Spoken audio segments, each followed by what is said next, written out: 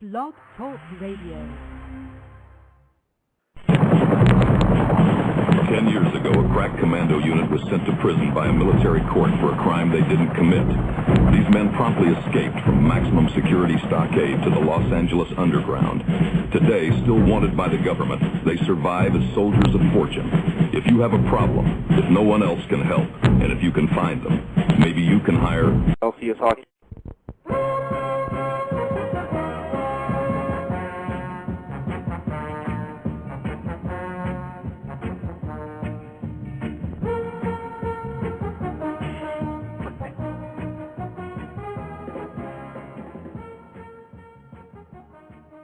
And we're off. It's the Jersey Shore of Internet Radio. It's the LCS Hockey Radio Show. Brought to you, as always, by Honest John Churchfield and by the #1 non-updated hockey site in all the land, lcshockey.com. LCS. It's not just for breakfast anymore. As ABC's Lost concludes its final season, rumor now has it that ABC is thinking of pulling the final few episodes for fear of safety to the cast. An executive for the network claims that security on the lot was breached by a crazed mega fan wanting to get autographs. The man is said to be a Pennsylvania resident named Brandon, and security was able to remove the suspect from the studio, but not before he Spider-Man'd Hurley. Wow, look at that. An inside joke. Yeah, very inside. Hey, Steve from Alabama sent me this one. Last week, a porn star came forward with a sexual text message from Tiger Woods that the golfer had sent her. Since then, porn stars from all over the world have come out with stories of sex with Tiger Woods. Most surprisingly was Taylor Crosby, Sidney Crosby's younger sister. That's not nice. She goes on to say that ever since Tiger went to rehab, she has not heard from him and now feels like an empty net at the lonely end of the rink with no shots on goal. See, that's just a reference to last week. The Ed was making all sorts of outrageous claims and with scandalous remarks about Sidney Crosby's little sister. See, now there's no proof out there that what he was saying last week was false. Yeah. Can you confirm that is all just made up? What the hell is going on with this fucking world? I can confirm I'm very upset right now because the Capitals just scored 2 goals in about a minute to go ahead of the Penguins 3-2. Was that Bélanger? Oh, I don't know. Yeah, that's who it looks like. I have him. But anyways, tonight on the show, in fantasy hockey, I am in the loser bracket right now. Oh, I was going to say, your season's been over for a while now, Not like mine, because I'm in the playoffs, but yeah. You. When it comes to fantasy hockey, that season's over before the draft even starts. Yeah. But on the big show tonight, Mike Dell, you pulled some strings, didn't you? Yeah, I think Benlisberger's calling in today. We got Benlisberger on the show tonight. Yeah, I talked to him last night, and he says he'll give it a whirl. So, I mean, it's been kind of a trying couple of weeks for Benlisberger, but we'll see. Yeah, he for whatever reason, he wants to stop here. And, we'll have the Ed here tonight.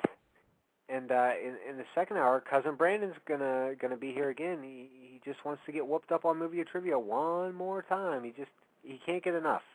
And tonight there's a little twist. Excuse me. Brandon doesn't know the movie, and neither do you, right? No. Yeah, it's going to be one of 2 movies. It's either going to be Back to the Future or Bad News Bears.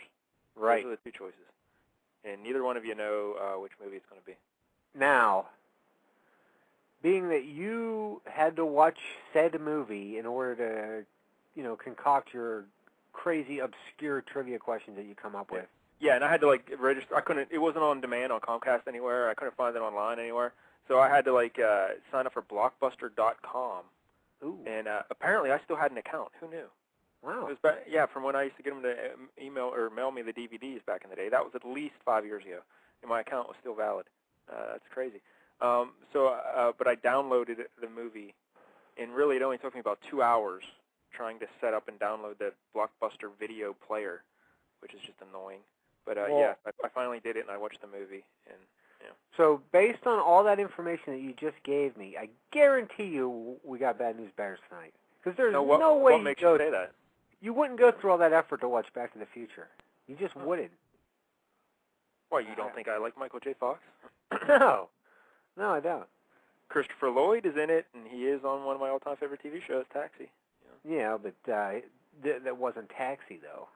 Yeah, It was Back to the Future, so it's going to be Bad News Bears trivia. But anyways, let's just get to it. Joining me now is the editor-in-chief at LCS Hockey The Attack site and a man that wishes that Tina Fey would Spider-Man him. It's the very wait a minute. Mike Dell. Hey, by the way, hey, Jerry Ferris, what's up? But by the way, I was out at Barnes & Noble today, and I was trying to kill some time there, and I saw on the cover of Esquire magazine one Miss Tina Fey.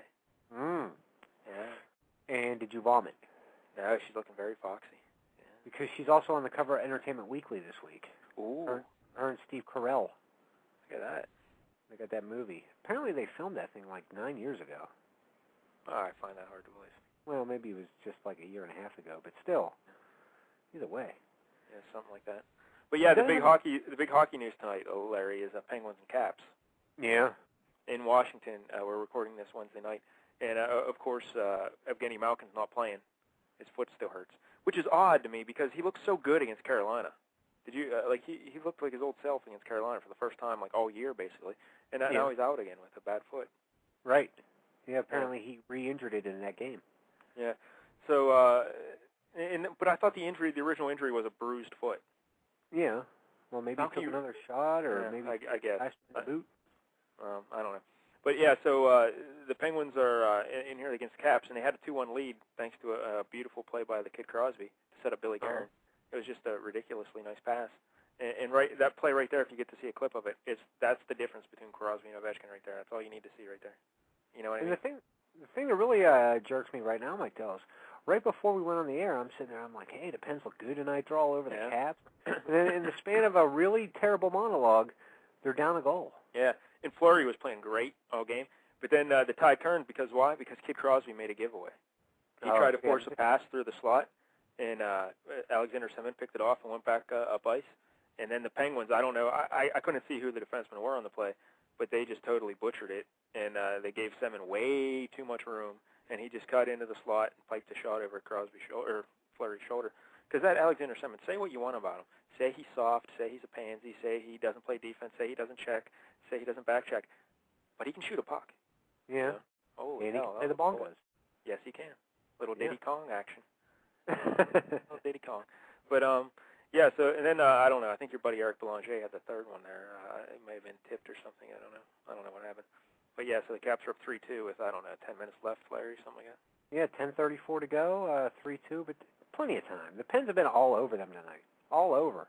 Yeah, definitely the Penguins have been the better team. Yeah.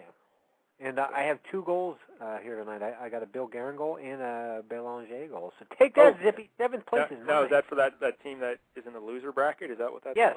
for? Okay. That's what that'd be for. Hey, by the way, I had a bye last week. Yeah, you're going to have a bye pretty much for every week because, you know, you're in the loser bracket. But, hey, you know what I watched last night on the HBO was the Magic and Bird documentary. Yeah. Yeah, have you seen that? Yeah, I watched it, I think maybe last Friday or Saturday morning, something like that. Oh, that's tremendous. Yeah. It is.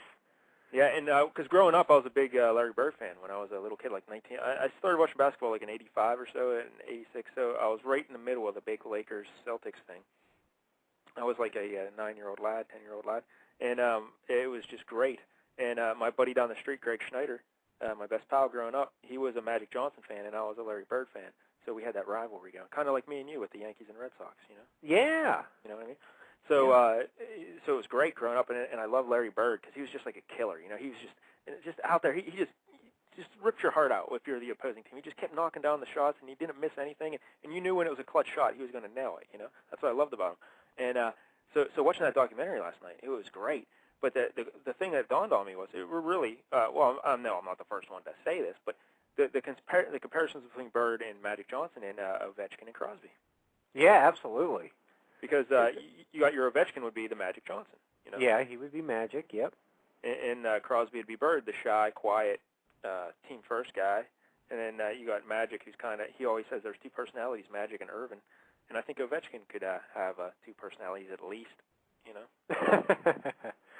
But, you know, when I was watching that documentary, like, say Magic got drafted by, I don't know, Seattle or Cleveland. Like, does he become like that, you know, that super persona that he was in Los Angeles? Yeah, that's a good question, but I think so. It was a perfect fit, though, in L.A., you know. It was beautiful. Oh, yeah. But Magic was just so good and so, you know, charismatic that I think he would have been Magic anywhere. But it was just a perfect fit with L.A., you know. But, and yeah, it's Magic great Johnson to hear. Ridiculously good. And it's great to hear him talk in the third person as how Magic and Irvin are two different people. And, yeah. Well, Irvin was this guy and Magic was that guy, and that's how he refers to himself throughout the whole thing. But it was very good. It was very, very good. And I don't even like basketball. You know, Yeah. I'm not a basketball fan at all, but I was really into that. See, I was a basketball fan growing up, like I said, and long before I was a hockey fan. So I didn't get into hockey until after I started getting out of basketball. But, so it was great to watch. But, yeah, the similarities, because a lot of people say, well, Crosby, Ovechkin, is it Lemieux, Gretzky? No, that's not really a fair comparison at all, because, first of all, they play different positions. But the big thing is when Lemieux came into the league, Gretzky was already an established god, you know, like superstar on a dominant team, winning Stanley Cups. And Lemieux was on the worst team in the league, surrounded by absolutely nothing. And so it really wasn't a fair comparison. Crosby and Ovechkin, they both came into the league the same year. They both run lousy teams, so they play different positions. So it's kind of like Magic playing the point guard and Bird was forward. You got Ovechkin on the wing, and you know, Crosby at the center. So it's kind of, I don't know, it's just interesting. You have Ovechkin won Rookie of the Year, Crosby didn't. Magic won Rookie of the Year, or Bird won Rookie of the Year. I'm sorry, Magic didn't, but Magic got the first championship, and Crosby, you know, got the championship before. But it's a lot of similarities there. I think the comparison holds up. Now, when it was all said and done, who was the better player? In the NBA? Yeah. Yeah, I love the Bird, you know, but I think you got to say Magic. Yeah, I would agree with that. Yeah, Larry Bird, you know. Yeah, I got to agree with that. And on top of that, you know, a lot of people hated Magic because, you know, he was black. Yeah. A lot of people hated Bird because he was white. Yeah. Yeah, and the documentary goes into that, how, you know, some people wouldn't root for the Celtics because they were the white guys, and people hated the Lakers because they were the black guys, and it's really interesting. It really was. And in a lesser, obviously to a much lesser extent, you have similar things going on with Crosby and Ovechkin because a lot of Canadians don't like Ovechkin just because he's Russian, you know. I mean, it's not as prominent now as it was, you know, back in the 80s if it happened, but still a lot of people don't like European hockey players or Russians, so you got a little bit of that kind of stuff going on, but not too much. But I was going to say something else about it. Yeah, because as much as I love the Larry Bird, it really is an unfair comparison just because Bird's all his health trouble with the bad back and everything. His career was pretty much shortened. Magic was still able to. But how great is it that Bird, he injures his back putting in a driveway for his mom? Yeah. Like what kind of multimillionaire NBA player puts in a driveway for their mom shoveling gravel? And that's how he hurts his back. Larry Bird? Yeah, exactly. That's why he's a bad man. He just does, you know, he's just a dude, you know. Yeah. And, yeah. So but when it's all said and done, Larry, who's going to be the better player, Crosby or Ovechkin? Crosby. Of course. Yeah. So like I heard the local sports talk show when I was driving around there saying, "Who would you rather have, Ovechkin or Crosby?" And some people were actually saying Ovechkin. And I understand people. That's a fair thing. You can say that. But at this point in their careers, how could you say you would rather have Ovechkin than Crosby? I mean, I would say Ovechkin's a better pure goal scorer, but Crosby's a playmaker, and he's a better teammate, and he's a better leader. Yeah, it's a better leader. He's a better winner. He's a better everything. But here's the thing people don't understand when they don't know hockey. You always take the center. All right? Wingers are a dime a dozen. Larry, tell me the last team to win a Stanley Cup that was led by a dominant winger, who had their best player was a winger. I don't know. You have to go. I'm trying to think who it would be. I don't know, because the Devils, you could say like Claude Lemieux won the Conn Smythe that 1 year, but he wasn't their best player. You had Brodeur, you had Stevens, you had all those other guys on the team who were ahead of him as far as dominant players. He just happened to have a good year.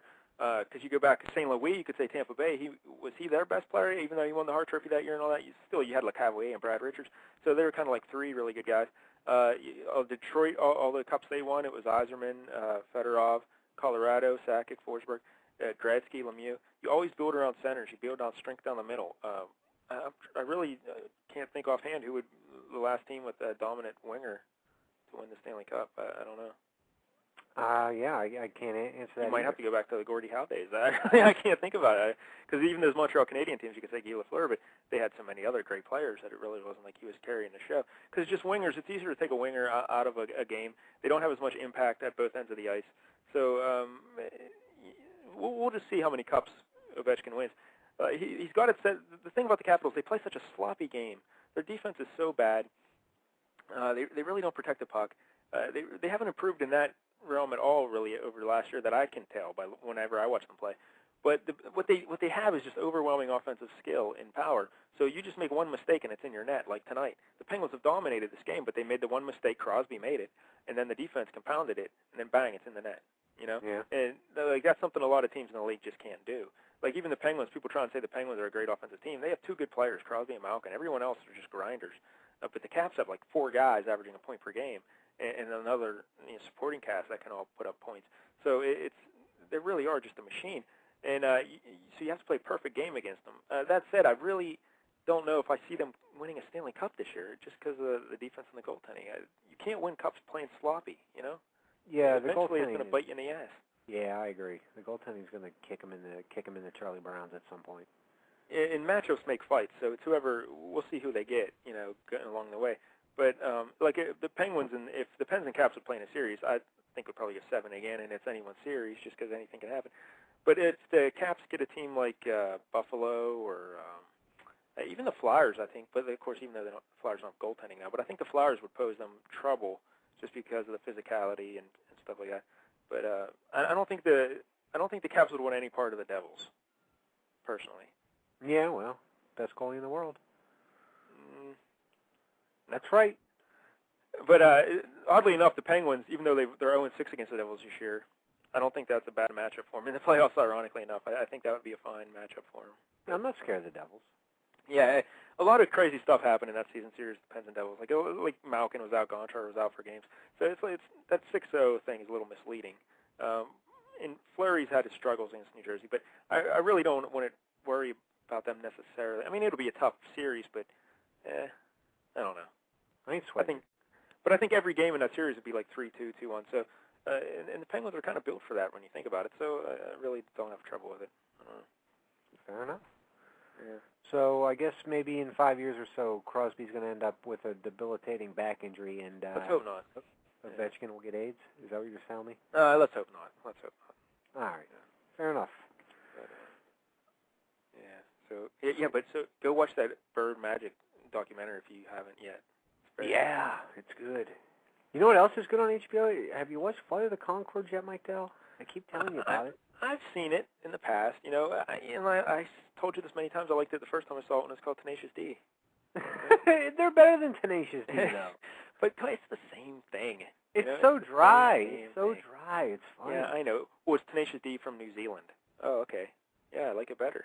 What? Yeah, but like Jack Black's like all spastic and stuff. But like these two guys. I know it's different, but it's the same show. It's the same. Every show's the same show.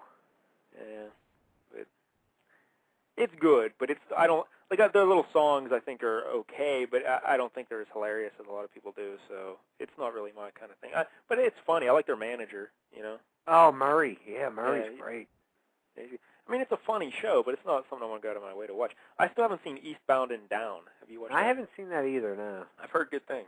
I have, too. I know our buddy the Sass used to always talk about it. How about The Life and Times of Tim? Do you watch that? I saw 5 minutes of it once, and I thought it was very entertaining. But it's very, very funny. I think I've seen every episode of that, too. It's very good. Yeah, I really haven't watched it again since, and that was like a year ago I saw it. But I still watch the Ricky Gervais, the animated podcast they got on there. Have you watched that yet? No, I have not. You got to watch that. That is great. I don't like that dude though. It's so funny. I don't like him. Because their little buddy, the Carl Pilkington guy or whatever his name is. Huh. They got a whole segment, like I said, called Monkey News. It's the best. You like monkeys? Yeah, I love monkeys. Yeah. So what else is going on in the hockey world, Larry? Not a whole lot. I saw Brodeur, another 40-win season, huh? Well, once again, another misleading stat, a terribly misleading stat, just because of all the, just because of the shootouts and whatnot, you know? Of course the goalies nowadays are going to get 40 wins, because every game is going to be a winner or a loser, you know? It's no ties. I hear you. Stahl just got robbed. Got robbed. That'll happen. Yeah. But yeah, Brodeur, it's a testament to his, endurance and longevity that he can play so many games every year. And once again, of course, that's why they're not going to win a cup again, because he's going to be dead by the time the playoffs roll around, you know? It's the same story every year with the Devils and the Flames. When are you going to learn you can't play your starting goalie 75 games a year? It just doesn't work, you know? Is it really that important for you to... Oh, I'm sorry, I'm watching the replay. Good God, still. Yeah, he got robbed. It looks like the Flames, I don't even know where they're at in the standings, Larry. Do you know, are they still chasing the Flames? Wings? Yeah. I think they're in ninth. I think they're maybe 2 points behind gay-ass Detroit. Yeah, I'm looking at it right now. Yes, they are 2 points behind, and Detroit's got a game in hand. Hey, the Pens just scored. Yeah, I missed it. Yeah. Stupid hockey. I'm looking up stupid hockey stats. So was I. I was looking it up, and I just saw Stahl scored. He's the Nice. guy celebrating. So, hey, good for you, Jordan. Yeah. But that's why the Flames never do anything down the postseason, because Kipper's dead by the time it rolls around, you know? It's just ridiculous. Gotta get the Kipper. Deli, you gotta have the Kipper. I don't know. Sometimes hockey, it just drives me nuts. Hey, speaking of driving me nuts, Larry, what's going on with the headshot thing? Have you read any of that? No, I really haven't. Bullet, I heard something to the point where something about blindsided headshots and that sort of thing, but I don't care enough to read the article. Yeah, the GMs and everybody, the league's recommending that they change it. So they said to imagine the players have a cone on their head, which is what I try to do all the time anyway. Yeah, but, so if they're looking through a cone, if their peripheral vision, if someone comes from the side, if you hit them on the front and they're not looking at you, well, that's their fault. But if you come from the side and from behind and you hit them, well, then, all hell breaks loose. That's a penalty, and you can get all sorts of penalties and whatnot. But the big thing is the NHLPA is dragging their feet on approving the rule change, because the league's saying, because the fans are outraged because it's just dumb.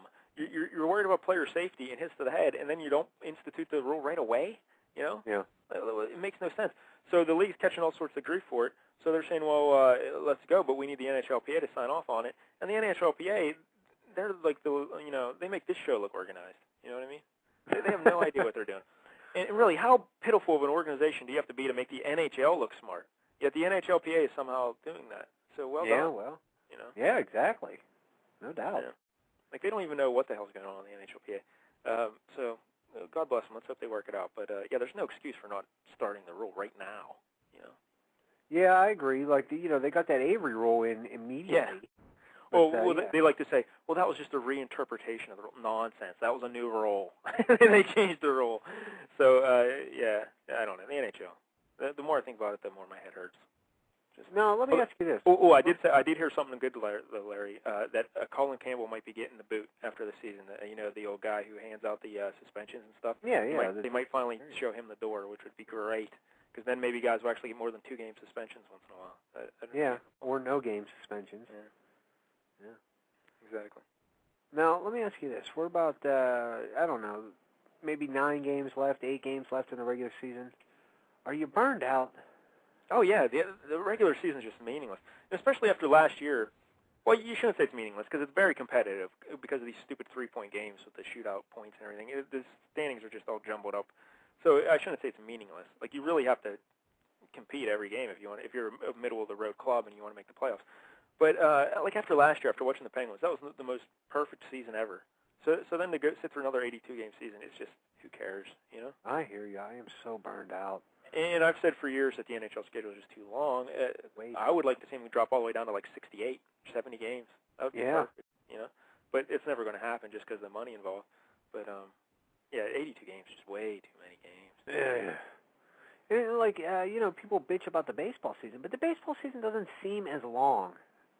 I don't know, you know what I mean? Even though the season's almost double in length, it goes by faster, it seems to me. I think the baseball season, because they're playing every day, and the game is so leisurely anyway, Yeah. That, like, you know what I mean? Like, it's just like you could miss a few games and you don't even care. But hockey, like, it's such a a fast-paced, aggressive game that after a while it's just like you got to watch another one of these. And then like I said, the schedule is what dictates winners and losers in the NHL. It has nothing to do really with talent or depth. It's all schedule. Because you don't see the team's best efforts on any given night because they're playing 3 games in 4 nights and back-to-back, and the travel schedule is ridiculous. So you're lucky if you see your team play well once every 3 games, you know? Isn't that true, though?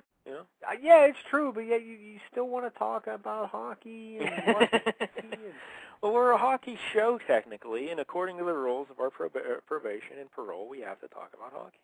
I guess. Well, we're like almost a half hour into hockey talk now. Well, Benlisberger was supposed to be calling at 9:15. Well, Benlisberger didn't call. Yeah, he's 10 minutes late, so he's, I don't know, in a bathroom somewhere. Yeah, he might be, yeah. Putting some more DNA on the chin. Yeah. Is that what the Ed called it? Yeah. That's what I thought. Well, the good news is the Ed should be joining us shortly.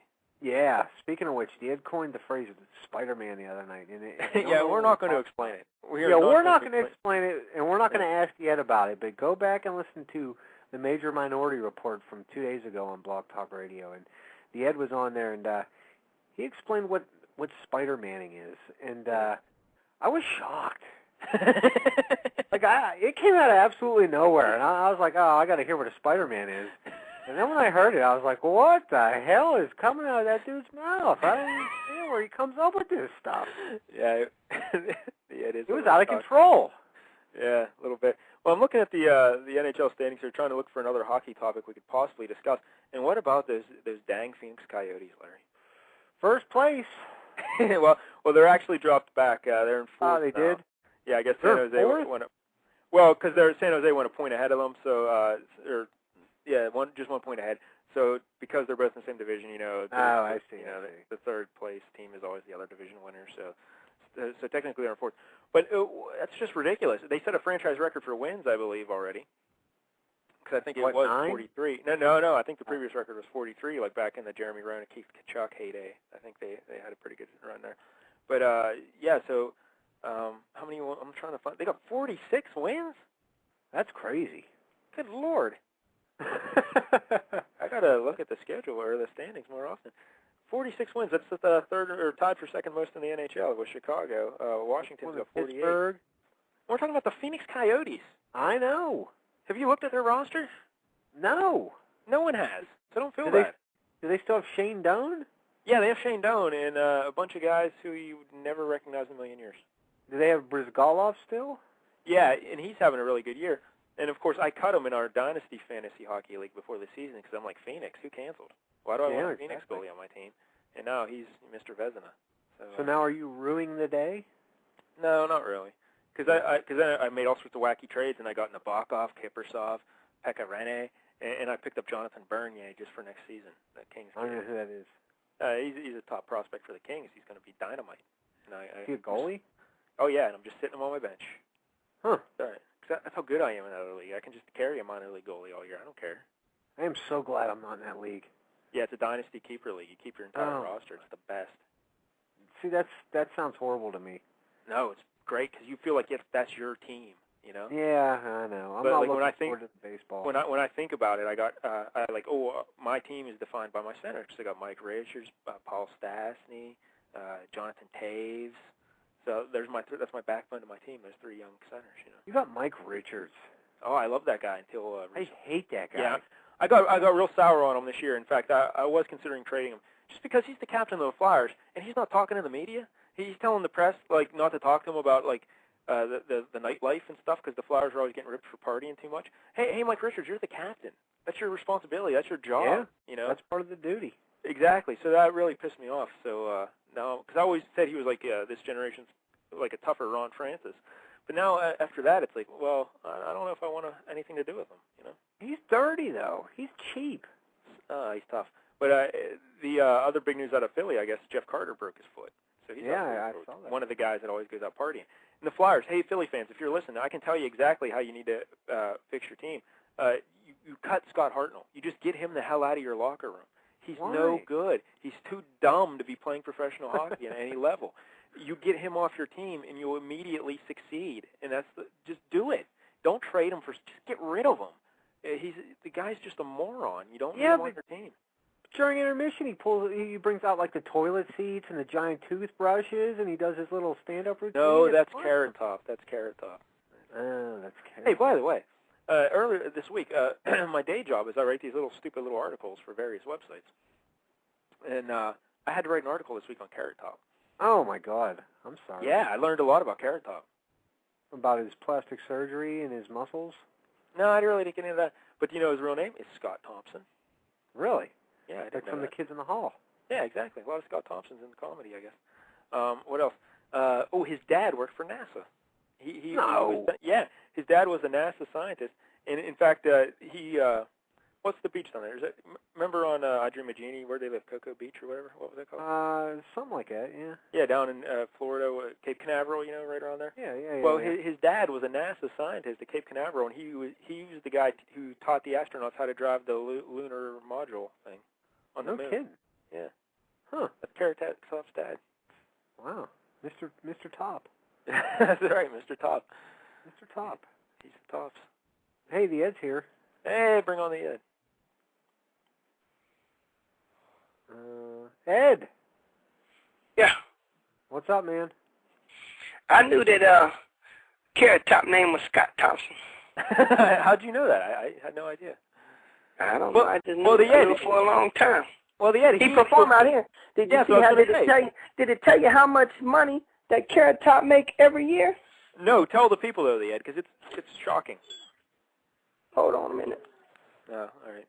The Ed's gonna check. No, guess how much money he makes a year out here? Go ahead, Larry. Take a guess. $72. No. Maybe a second. Tell him, the Ed. $8 million a year. No way. Yes, he does. He headlines like the shows out there, right, the Ed? Yeah. Yeah, he a headliner, man. He $8 million. Amazing Jonathan make $9 million. That's even more. The Amazing Jonathan. Come on, like these guys are hacks, though. I know, but you know the guy Terry Fader that won. So You Think You Can Dance or whatever the hell he does. He's got the puppets and stuff.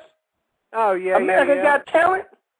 Yes. Make $20 million a year doing that. Oh my God. Vegas is the land of plenty.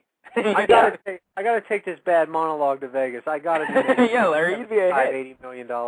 An evening with Larry. Rita Rudner makes $6 million a year. Come on, Larry, you're funnier than Rita Rudner, right? Oh yeah, I'm we call her Rita the Rat because she got that pointy rat nose. Is Penn and Teller still out there, the Ed? They make like $15, $16 million a year. Oh my God. Pendulum. The we other need to do a show on Pendulum. Well, you know the Teller when he was on my show before.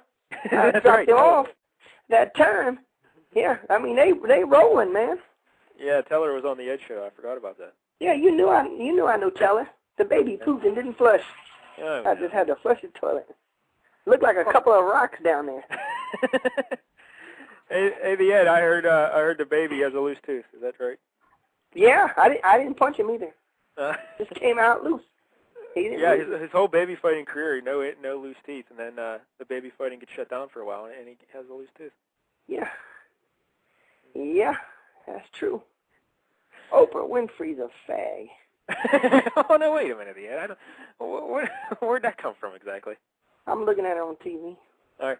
Well, I can't imagine people would be listening to our show for the first time, Larry. But in case they are, the Ed's a pal of ours. He lives in Las Vegas. He hates hockey, but he calls it a hockey show for some reason. Hey, the Ed. By the way, I don't know if you know, but your buddy Alexander Ovechkin is playing our buddy Sidney Crosby tonight.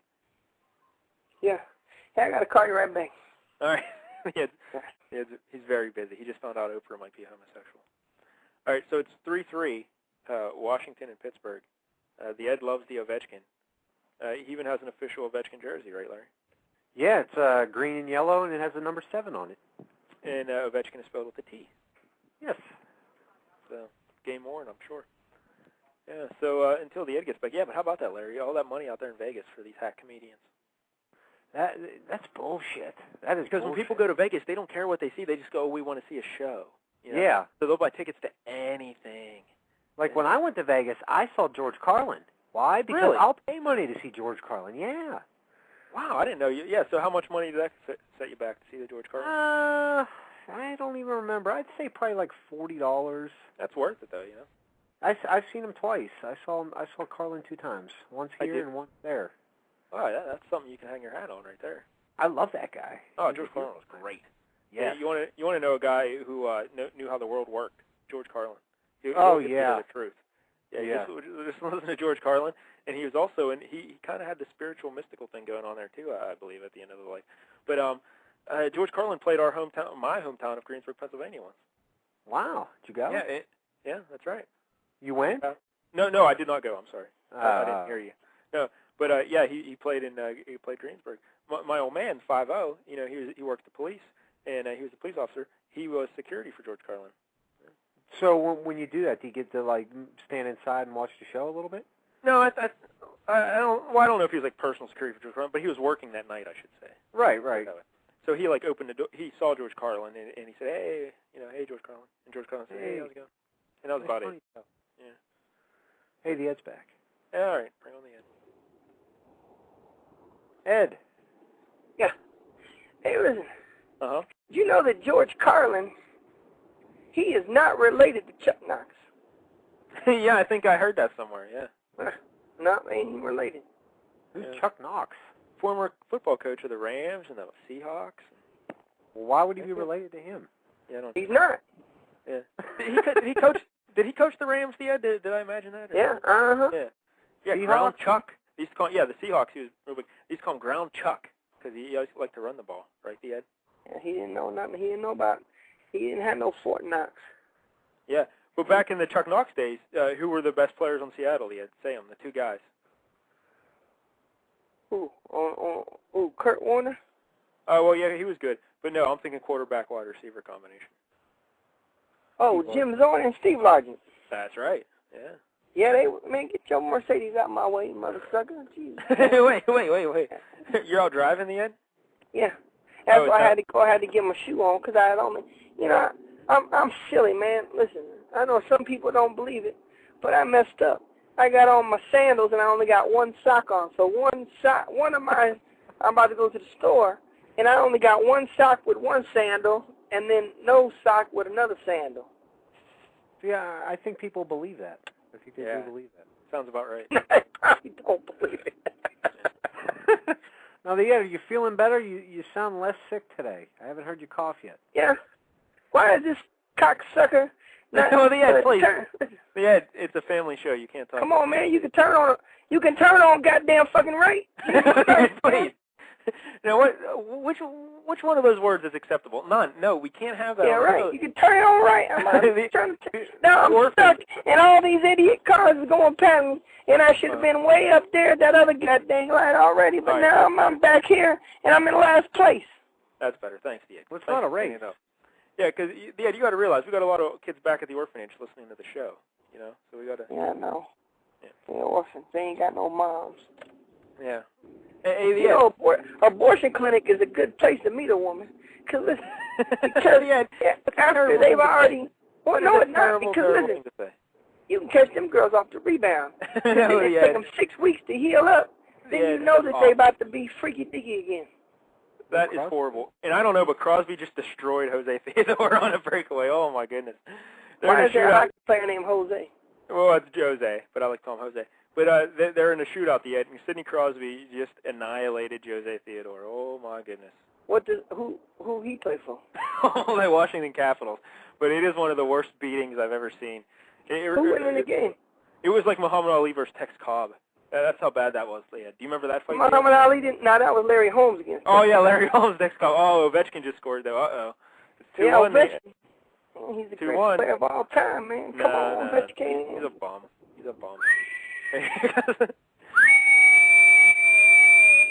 Ovechkin, that was a very nice goal on Fleury, too, but it wasn't the destruction that Crosby just put on Jose Theodore. Bill Guerin could win it right here, Mike Dow. What is Bill Guerin doing in this I got this hair. You ever get hair come out of your nose? Yeah. Yeah, that'll happen. And I can see it. And I can't grab it. It's bothering me. And then when I try to shave it off, I can't find it.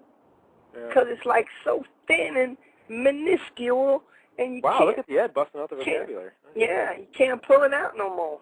Well, Bill Guerin, he decided to go as slow as possible and shoot the puck right into Theodore's pads. So that was great. That was quite the option. That was stupid. What was wrong with that kid? Now it's Fleury versus, is that Semin, I take it, Larry? I can't see. Yeah, that's Semin. Yeah. Give me a Seminite sandwich, and they said, I come from a land down under. And he scored. Oh, no. Dang. I'm signing up for flag football, I think. No, you can't play flag football. You have a bad back, a bad neck, bad knees, bad legs. I'm quarterback. You can't do it. Don't even try. Hot one. Hot. Blue. 42. Set. How far can you throw a football, Ed? At least 50, 60 yards at a time. No, I don't think that's true.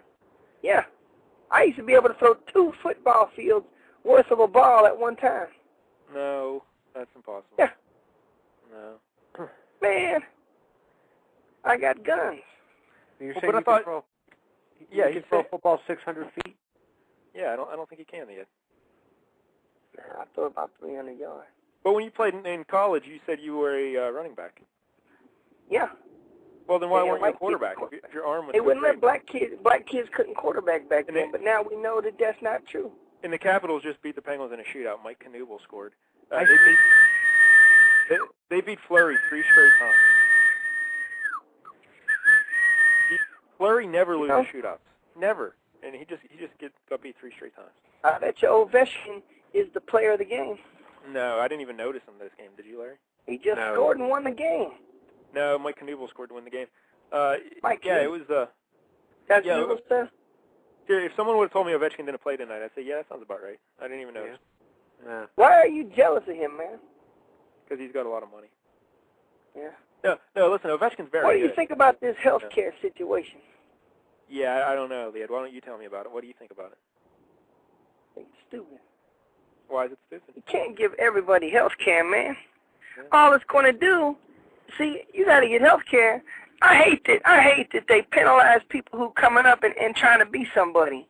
Now, rich people should not have to give more money in taxes than poor people. That's ridiculous.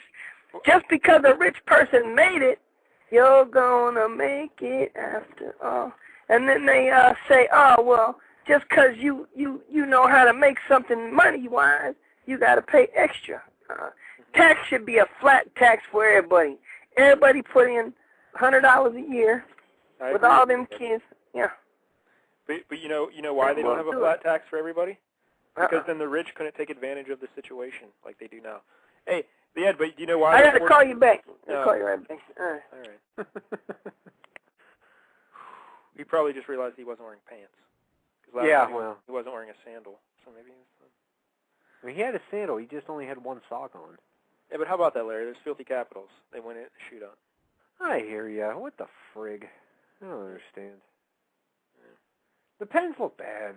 They're really starting to sputter out towards the end of this season. I don't know. Yeah, they just haven't played good hockey. I don't think all year they've strung together 2 good games that I can recall. You know, they like I said, they like the first 10, 12 games. They looked great.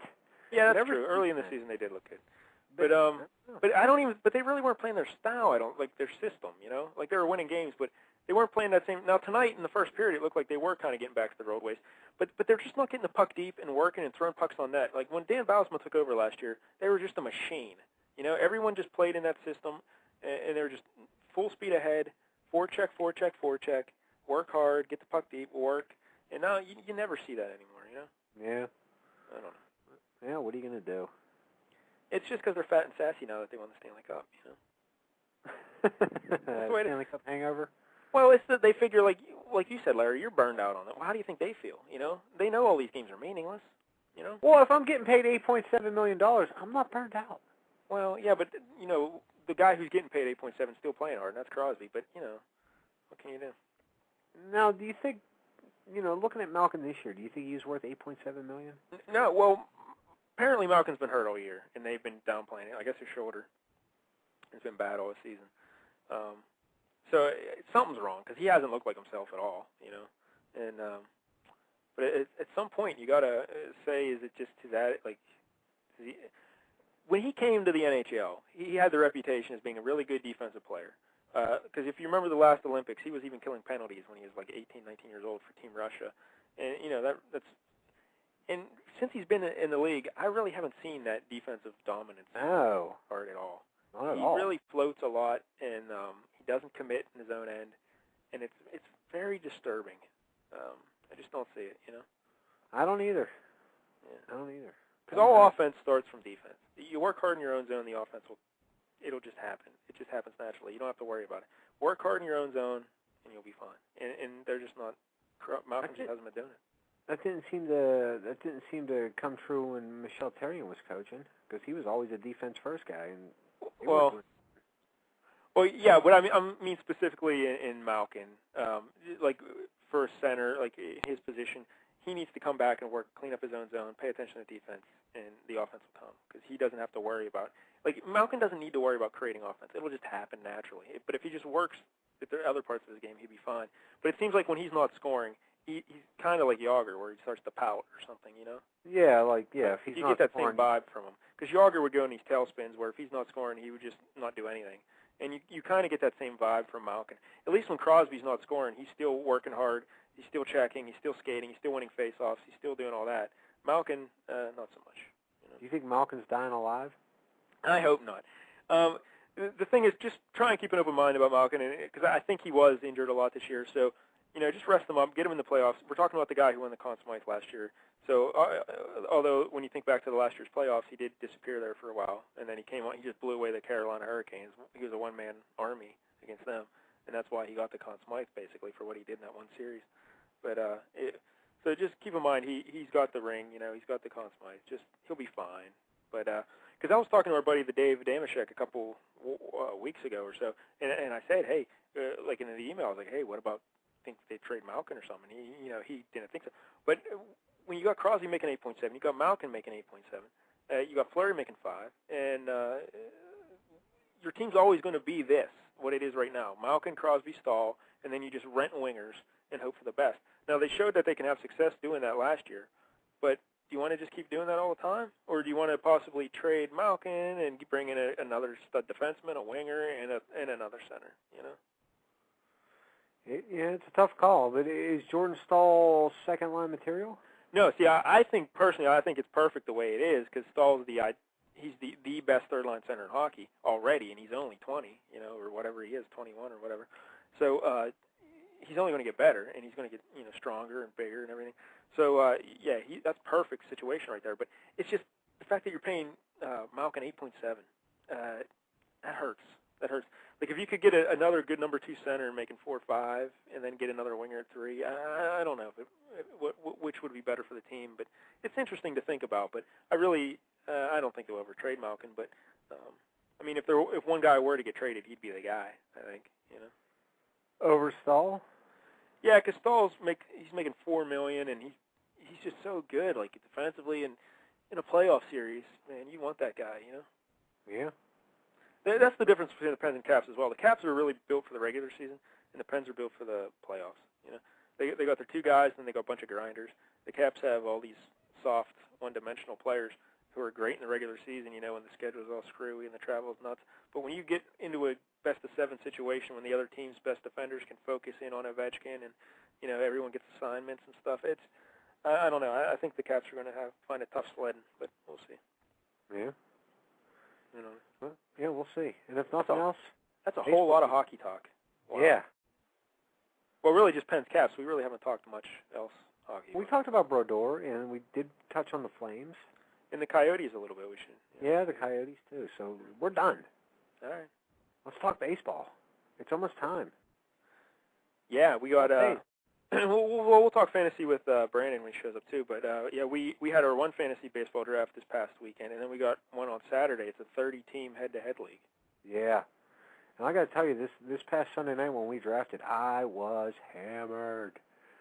Yeah, I could tell. Because here's what it's like when you draft with Larry.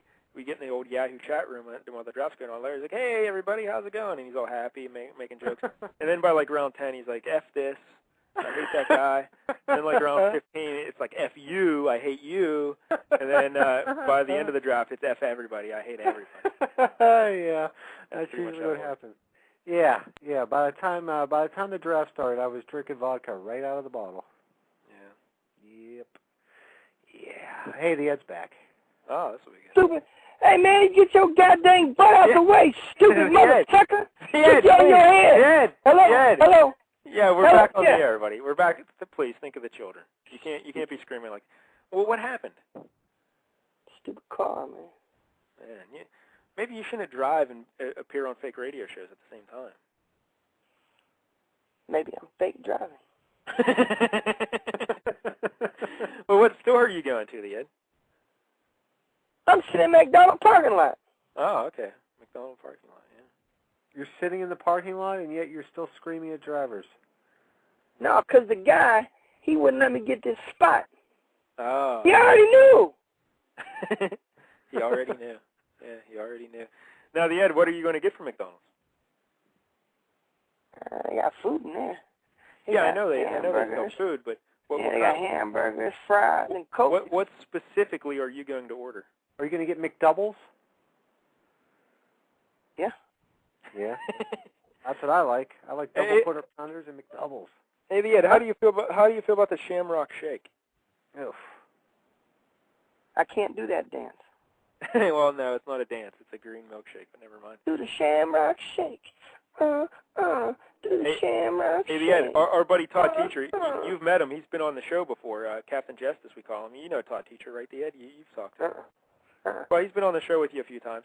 But when we were teenagers and stuff, he'd go into McDonald's, and he'd give his order, and then he'd say, "Do I get a discount? I'm Grimace's cousin." So why don't you try that to see if that works? No, listen, I'm going to tell you something that this does work. If you tell them you're a McDonald's employee at another store, they'll give you 20% off. Really? Yeah, and just tell them you forgot your badge. I find that hard to believe. They fall for that all the time. When you go into the Pizza Hut and tell them that, I want to pick up my order, my last name's Miller, and they say, we don't have it. Then you get that works. Yeah. Yeah. I remember you telling us that. Yeah, and then at Walmart, you got to go in there. You can just put whatever you bring something, put a yellow sticker on it, and then take the yellow sticker off, put on another item, and walk right out with it. The Ed always knows ways to beat the man. He's always looking to stick it to the man. Yeah. Ed, you got lots of money. Why are you trying to cheat out these businesses? I don't do it. I'm just telling you who can do it. All right. You. It's kind of like that guy, remember that dude who do those commercials for, like, government programs? He'd have that suit with question marks all over it and say, Matthew Lesko. Yeah, Matthew Lesko. Well, the Ed's kind of like that. He helps you find a way. I had lunch with him one time. No, you didn't. Yeah. No, you didn't. No. Yeah. Did he have a program for getting free lunch? Mm-mm. I got my... Who picked up my grandson's with me. Your grandson? That's who just went into McDonald's. And what's your grandson's name? Why do you want to know? Well, I just like to talk to him and say, hey, what's up? Grandson, you get everything you had to get? He just looked at me and shook his head. Fuck it. Yeah. Well, the Ed, you can't use that language in front of your grandson. That's what I'm saying. Yeah. He's 11 years old, and he don't even talk to me. Hey, Mike Dell. Yes. Our very special guest is here. Oh, really? Who? Yeah. Who's that? I think Benlisberger's on the phone, then. Who? Put him on? Yeah, put him on, Larry. Put him on. All right. You gotta be kidding. Hold on. Is this Benlisberger? Yeah. Wow. Well, thanks for calling. What took you so long? We were expecting you at like 9:15. I was just at the bar. Should you really be at bars, considering all that's been going on lately? Who is this calling in your show? It's Benlisberger. This guy was like, "Hey, I want to punch you in the face," and I was like, "You want to punch me in the face? Go ahead, punch me in the face." Hey man, you about to go to jail. He was about to punch me. Hold on a second.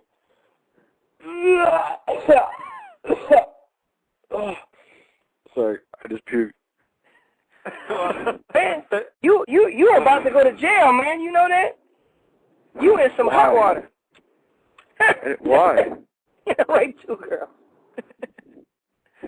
Yeah, Benlisberger, there's a story out there that, you're in trouble with a lady. Like, you took her into a bathroom and you did stuff to her, and now you might go to jail. I'm not going to jail. You gotta be kidding me. What was you doing in Georgia anyway, man? You don't even play for the Falcons. I have a home there. Why do you have a home in Georgia? The statute of limitations are 3 years instead of 5, and the age of consent is 16 instead of 18. Oh, now I understand why Georgia. Yeah, that makes perfect sense. Is it? Yeah. I say if there's grass on the field, play ball. Yeah, that's right. That's the Ed thing. That's how Absolutely. Yeah. So Benlisberger, did you get punched in the face then by that guy tonight? I don't remember. All right, fair enough. What were you Hey, man, what you gonna do about your suspension? Yeah. My what? You about to get suspended 4 games. How many games? 4. 4? F-O-R, yeah, of course. I didn't know about that. Well, you better be talking to somebody about it, because, man, you're going to miss out the game. Yeah, you might want to open your mail, because it doesn't look good for you. No, you're going to be in a lot of goddamn trouble, like a goddamn mouse with a stick and a dog. I'll just go 12-0 like I always do, so it doesn't really matter. But Benlisberger, I don't know what that means. But Benlisberger, why do you keep putting yourselves in these situations with the ladies? Like just last year, you had the one where the lady said you did stuff to her in a hotel room, and now you got this lady in a bathroom. What's going on? Why can't you stay away from the ladies? Andrea McNulty is a bitch. Well, okay. You know that, but listen, we already know she is. But listen, have you seen her? Man, you should be able to get way better than that. Yeah, seriously. What are you doing messing around in these college bars with 18 or 19-year-olds? You're Benlisberger. You're a 2-time Super Bowl champion. You're a multi-millionaire. You could have any lady you want. Larry, who should he be going around with? He could get Rachel Lee Cook, right, Larry? No. You don't think? No. Oh, all right. But you could have anybody you want, Benlisberger. Why are you running around in these college bars? I don't know. Well, you going to tell Commissioner Goodell that? He's going to want answers. I just want to drink. That's all I've ever wanted was to drink, and they harassed me. They raped me. No, they didn't. No one raped you, Ben. That is not what happened. Andrew McNulty raped me. No, she did not. That is not true. Well, no, I believe it. But listen, man, you can't be doing stuff like that, man, because when you go to stuff, like when you go to Olive Garden, you can't be over there like that sitting in the front. You got to say, hey, man, I need a special seat in the back. Well, that's the problem, though. You had Benlisberger, he goes and he gets these special seats in the back, and then stuff happens back there. You know? But he don't got the proper I want to be seen. I want them to see me so that when I, quote-unquote, rape somebody, then they know it will not be in a raping fashion. No, I mean, listen, about 6 months ago, they tried to charge me with murder. And I listened, and I got away. I didn't get away with it, but no one tried to charge you with murder. You've never told me that. Who tried to charge you with murder? Man, I had to go to court. I talk to you every day, several times a day, and this never came up. But it didn't have nothing to do with me. It was a mistake. These people came up dead, and then they was talking about, oh, well, it must have been Ed. I said, no. Just because my name rhymed with Ed don't mean that it was Ed. Yeah, Benlisberger doesn't even rhyme with sexual assault. Look what's happened. Hey, well, let's get to the bottom of it right now. We've got a couple minutes before Cousin Brandon shows up. So, Benlisberger, tell us once and for all, what happened in that bathroom in Georgia, in that bar? What really happened? I was doing shots. Uh-huh. I was Spider-Man? No, he didn't Spider-Man. Well, by the way, Benlisberger. It's called Superman. No. Superman on it? No, that's something entirely different. But I Supermander. No, you didn't. But so Benlisberger, you're going to get in trouble for buying shots for underage girls as well. Are you aware of that? Because she was only 20. I was doing shots. So you weren't buying alcohol for the underage ladies? No. Here's what happens, and this is what I do at my favorite bar in Wexford. when I go to Wexford. Wexford. You like to hang out in Wexford, do you? When I go to my bar in Wexford, Uh-huh. I see a girl and I say, I will have sex with her tonight. Oh, okay. Now, you just say that to yourself, right? Yes. Okay. And so what I do is I buy her shots and I buy her beers. Okay. Okay? I buy her whatever she wants to get her drunk. Uh-huh. And then when the time comes, I say, it's time for us to go have sex. Oh, and does that work? Yes, but a few times it didn't. Just a few, though, right? So what I did was I put those drinks on her tab and I make her pay for it. Well, that's only fair, I think. Yeah, that sounds about. That's how you like to do things too, right, Ed? Well, the Ed's gone. Oh, all right. Ed's very busy. Well, Larry, Mr. Ed, I have a very good lawyer for Mr. Ed if he needs some representation. Yeah, you do. You have the same lawyer as Ray Lewis used. Now, what about that, Benlisberger? That seems kind of odd that you would hire the same attorney that Ray Lewis used. Was Ray Lewis convicted? No, wait, that's a very good point. No, but it does look a little peculiar that you're hiring such a prominent attorney that it almost says, hey, yeah, I did something here. I need a lot of help. Maybe. Larry, any questions for Benlisberger? I just want to know if he's working on his on his pie face. Autobiography, yes. Wait, you're working on your biography, really? Yes. Was that what you asked, Larry? No, I asked him if he was working on his pie face. Yeah. Trying to keep that going. Yeah, Ben, I got to tell you, buddy, when we see photos of you, you don't exactly look like a health nut. You know, it doesn't look like you're working out. I work out a lot. I find that hard to believe. It's hard to work off wings. For every one wing, you have to do 3,000 calories worth of work. And you know, the beer is kind of And I would never, ever give up wings. What about beer? No. What about the raping? No. And those are all no, just that never. horrible, I mean, horrible I've never raped. Yeah, they're horrible allegations. They're not even true, right, Benlisberger? No, they don't even require me to provide a DNA sample, which means they have no DNA evidence of me there, which means in the next week or two I will be cleared of everything. Yeah, you're trying to tell us she swallowed, is what you're saying. Yes, she was a very good swallower. Fair enough. Well, Larry, cousin Brandon's not here yet, is he? Yeah, he's here. Oh, okay. Well, Benlisberger, well, you know what? Let's bring cousin Brandon on real quick, see if he has any questions for you. Well, I got to play his theme song. Yeah, we got to play Brandon's theme song, and then we'll bring on Brandon. Do you play my theme song? Yeah, sure. Yeah, Thank we you. have Rape Me. Yeah, Rape Me by Nirvana. Nirvana, yeah. All right. Yeah, all right, hold on. Funny. Brandon. Hello?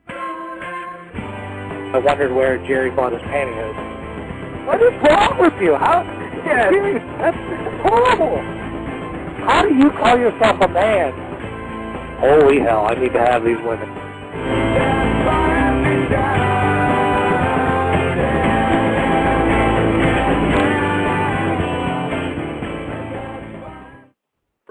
Brandon. Hey! There he is, Brandon Damashek, also known as Cousin Brandon. Hey, Brandon, we're joined tonight on the line by Benlisberger. He Fantastic. Yeah. That's fantastic.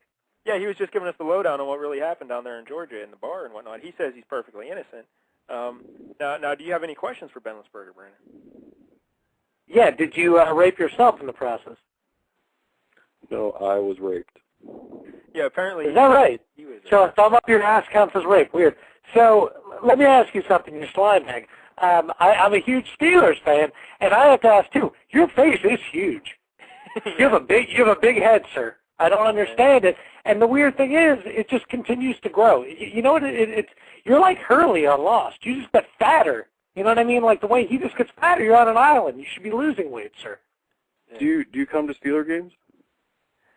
No, I haven't raped anyone.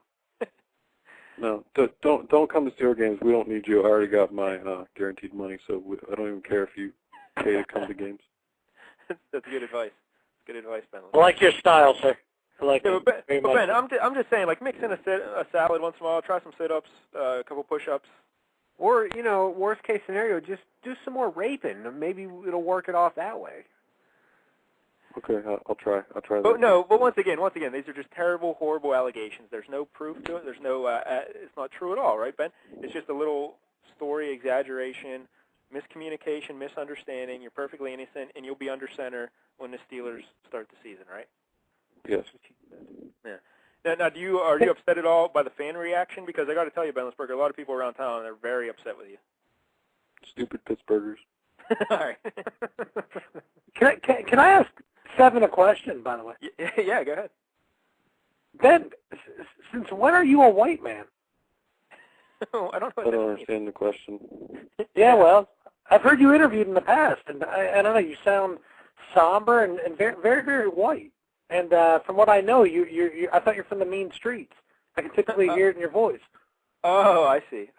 You're saying Ben has like a little more urban street. He's a little soul in his flow, is what I'm saying. He sounds awfully white. Well, he's been under a lot of stress lately, obviously.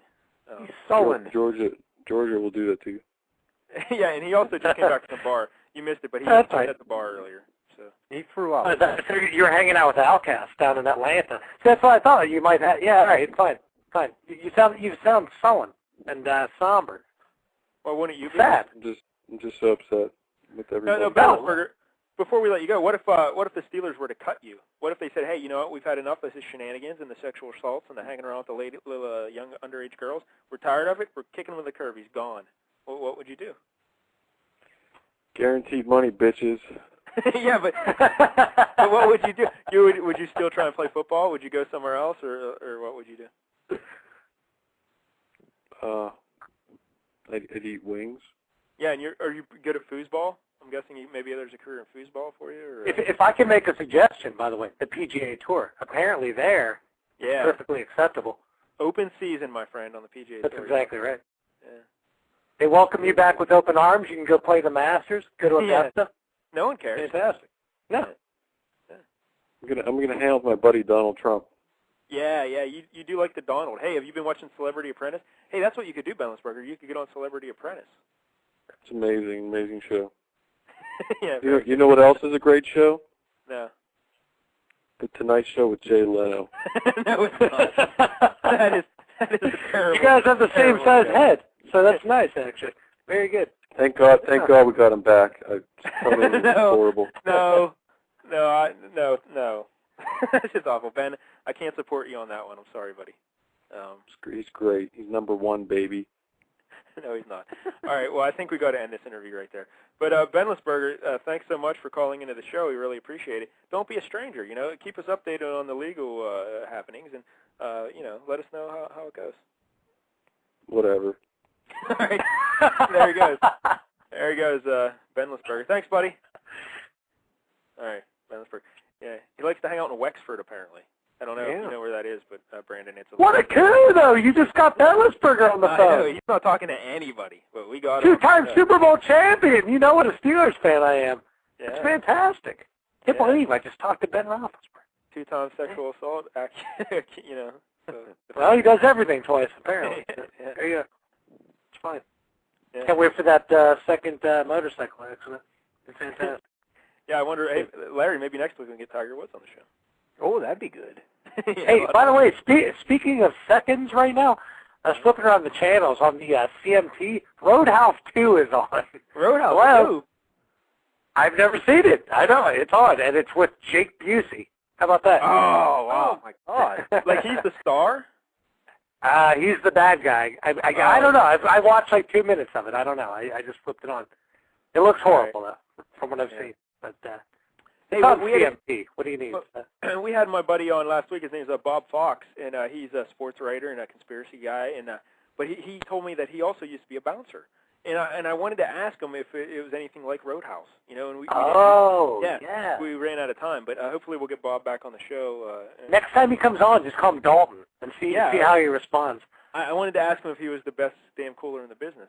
That's exactly right. So we got to get Bob back on and talk about. And the next time he comes on, just say, hey Bob, be nice. and just see what he says. Oh, ask him. No, better yet, ask him if pain hurts. There you go. Pain don't hurt. That's right. That's exactly. Jonathan Shake is the main star of Roadhouse 2. Oh, he's. Oh, you're watching it now. Or are you looking that up? No, I IMDb'd it. He very good.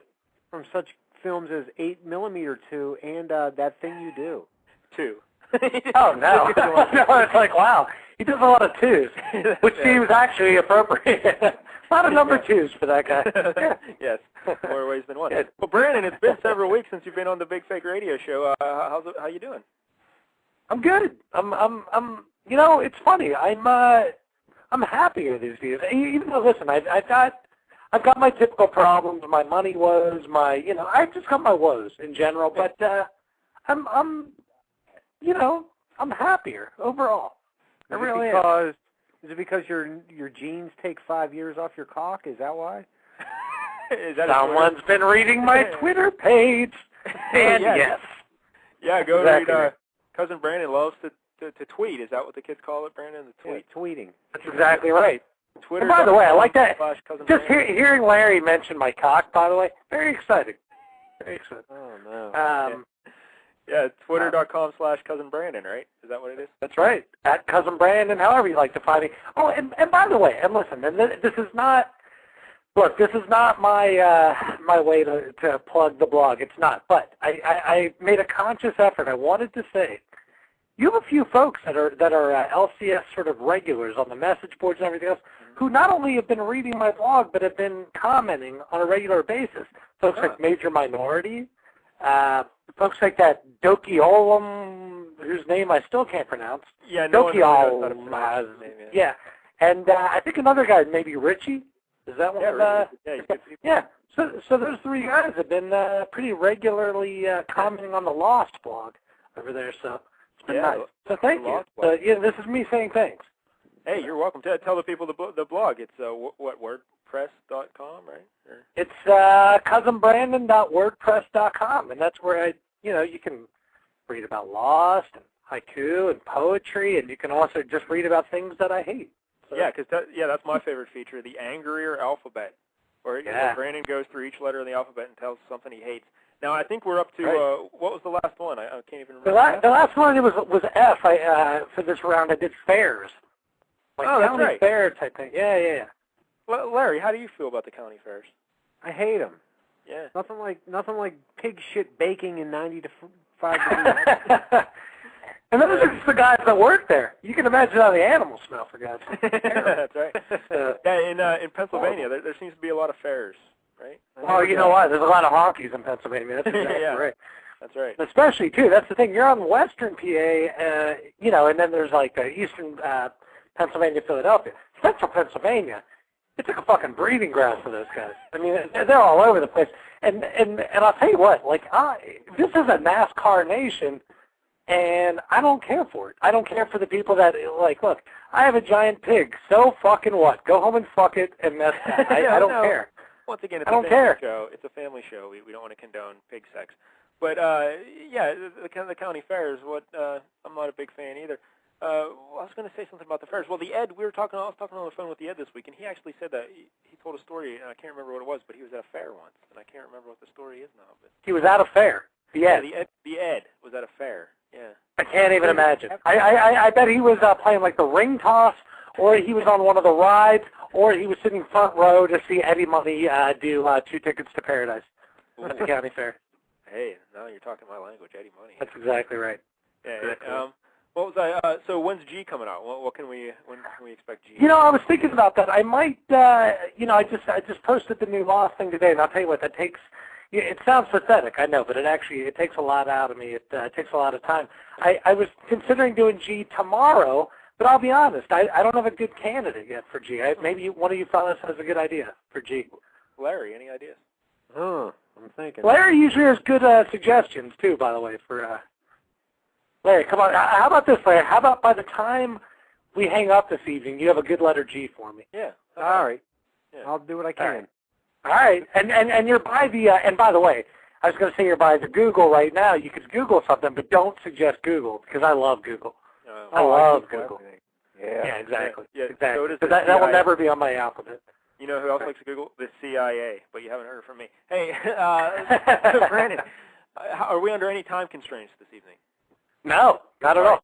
Until you fall. Let's talk for 16 hours straight. No, I was just wondering if we had to jump right into the movie trivia, or if you wanted to talk some fantasy baseball first. We can do whatever you like. Oh, one last thing, by the way. I feel like I've been doing Larry versus beer tonight, although we're not doing Larry or beer, although we're doing Cousin Brandon versus beer minus Larry.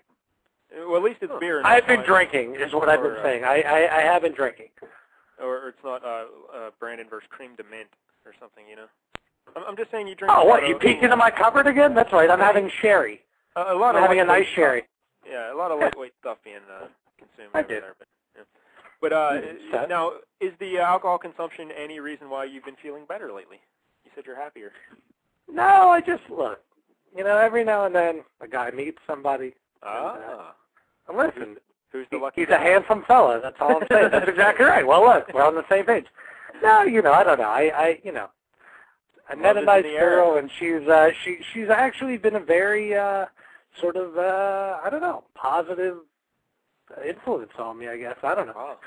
She's very cool. She's like the female me, though. It's awesome. So finally, my narcissism comes full circle, and I get to date myself. That's what love is. It's recognizing yourself in someone else.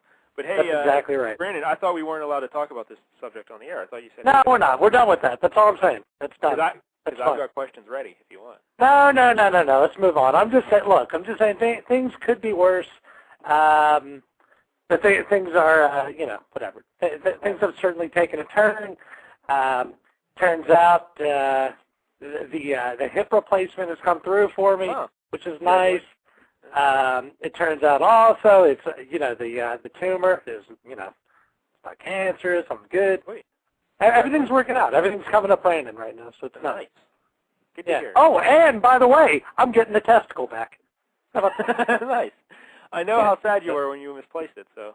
Well, you say misplaced, I say stolen. That's right. Now, Brandon, you had a fantasy baseball draft recently, correct? I did.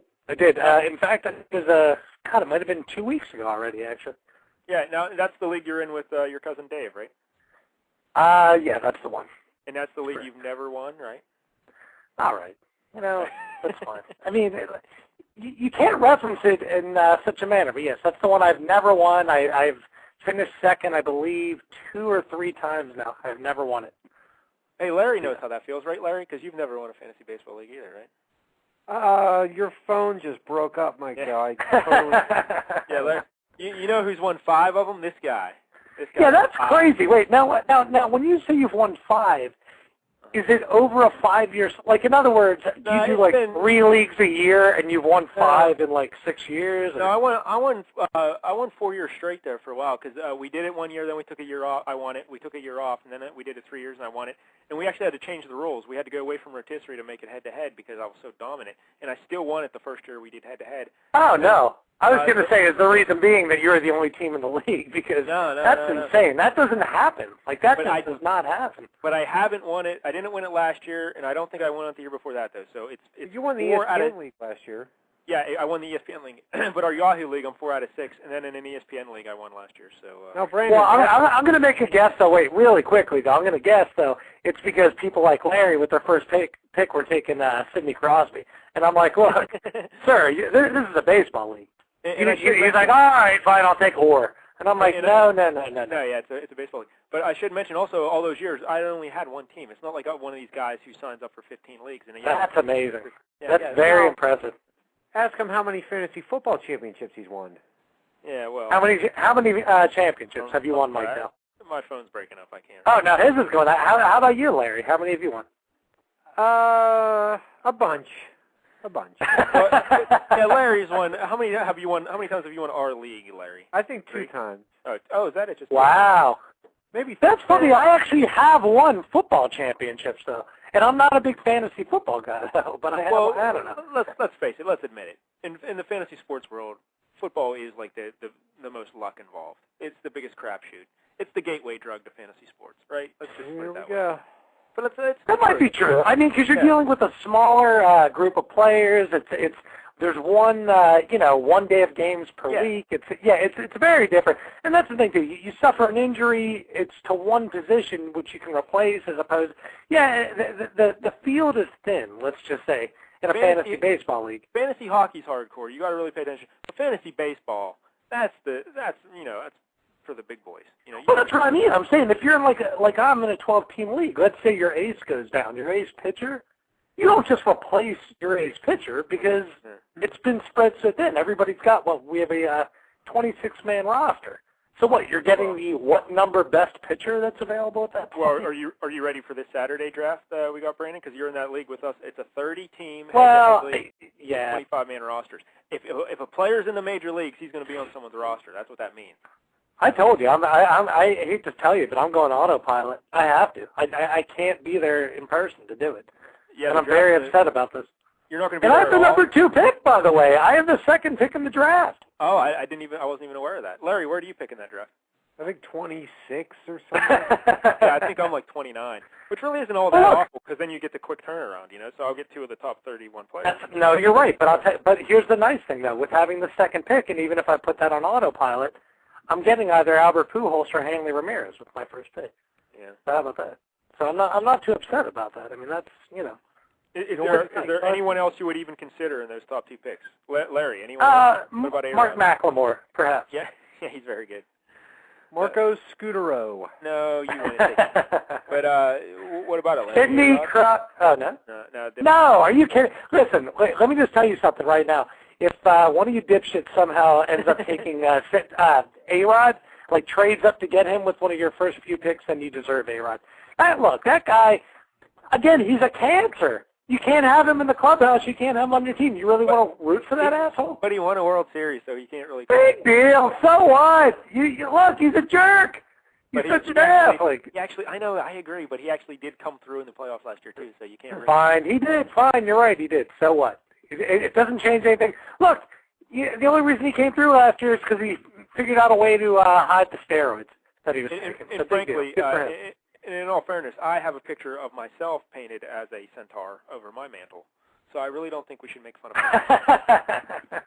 See, I go Minotaur. I like to go with the bull on top, and then my nether regions on the bottom.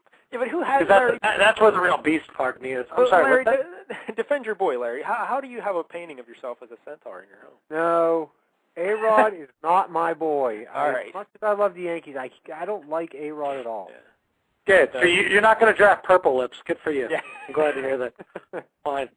Hey, Brandon. 26. I'm not saying I'm not taking him. Hey, well, look, though, wait, really quickly, I do have to admit, I do have a Yankee on my roster. Oh, well, that's unacceptable. But you can't do that. No, listen to this. This is a guy I've had for years now, and I'm sorry, Mark Teixeira, who he is not, in my mind, he is not a Yankee. Because this is a keeper league, right? You've had him on. That's right. That's all right. See, what do you say about that, Larry? Is that a loophole? Because obviously he had him when he was a Texas Ranger, right? So that's exactly right. You built that relationship, and then he got traded. So, Larry, what's your ruling on that? Well, see, here's the thing. If I had Teixeira on a keeper league and he got traded to the Red Sox, he'd be gone. Gone. Oh, please. Okay, but fine. Let's say 5-5. Let's say you have Jeter, and Jeter goes to the Red Sox. I would cut Jeter on principle. Yeah. I don't even trade him. All right, fine. Flat out cut. In fantasy You're a better man than I am. If any of my guys somehow end up going to the Red Wings, it's over. Yeah. Is that right? You immediately get rid of them? Yeah. In fact, now even if they're traded against their will, though, you still get rid of them. Yeah, absolutely. Even in fantasy hockey, if a guy does something that just irritates me or somehow strikes me as less than hockey, like man-like in hockey, I cut him. I just get rid of him. This is the difference, though. I still say my favorite team in baseball is the Jew Hefners. My second favorite team is the Boston Red Sox. And that's what it comes down to. It always comes down to, look, because you know what, as much as I root for the Red Sox, guess what? They don't root for me. They don't care if I'm rooting for them. It makes no difference to them. They get their salary. It makes no difference. So I root for my fantasy team. That's what I did. Well, just so you know, Brandon, you and I are in the same division this year. In the third team. Fantastic. Because it's 4 divisions, and, You got and again, you pick where? 26? Yeah, something like that. Let's try to figure this out for a second. Who's going to be the 26th player in a 30-man league? I got to think about Russ this for a second. Ollendorf. I'm trying to look at CBS's rankings to see how they have guys, but before you tell me, I'm going to guess you're going to be looking at a guy like, let me think, that'd be essentially the third round of a 12-man league. You're going to be looking at a guy like a Matt Holliday. Kelly Johnson. No. Matt Holliday's solid. You're going to be looking at like a Holliday. You'll be looking at maybe a Felix Hernandez.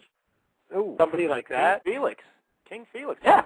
Yeah. What about it though, Brandon? A 30-team league. When are you going to take a pitcher? Like, are you going to go hit bat and then pitcher 1-2 in the first 2 rounds, or are you going to just? Okay. Well, look, if I was actually going to live draft, if I was going to be there doing it, see, that's the thing. That's the problem. Like a 30-man league too, which is insane, and having the second pick. You figure then my second pick is like the 60th man that's available. I mean, that's just insane.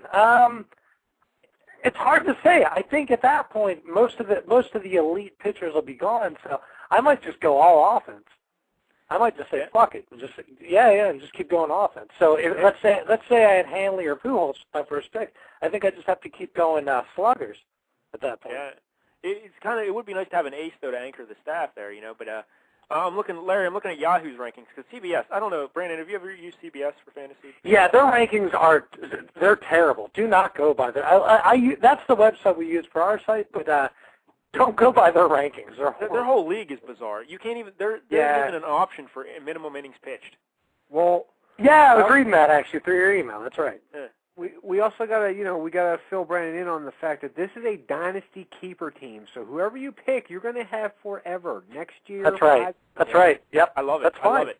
Yeah, and this is also going to make guys like Steven Strasburg go earlier than they normally do. Oh, that's right. Exactly. Oh, and by the way, speaking of Strasburg, this is exciting news. By the way, he was sent down to Double-A Harrisburg, so he will be pitching here in the minors probably up until June. Are you going to go watch him? Hell yeah, I am. Yeah, I'm very excited about it. My brother and I were just talking about that. He was like, let's go catch a game.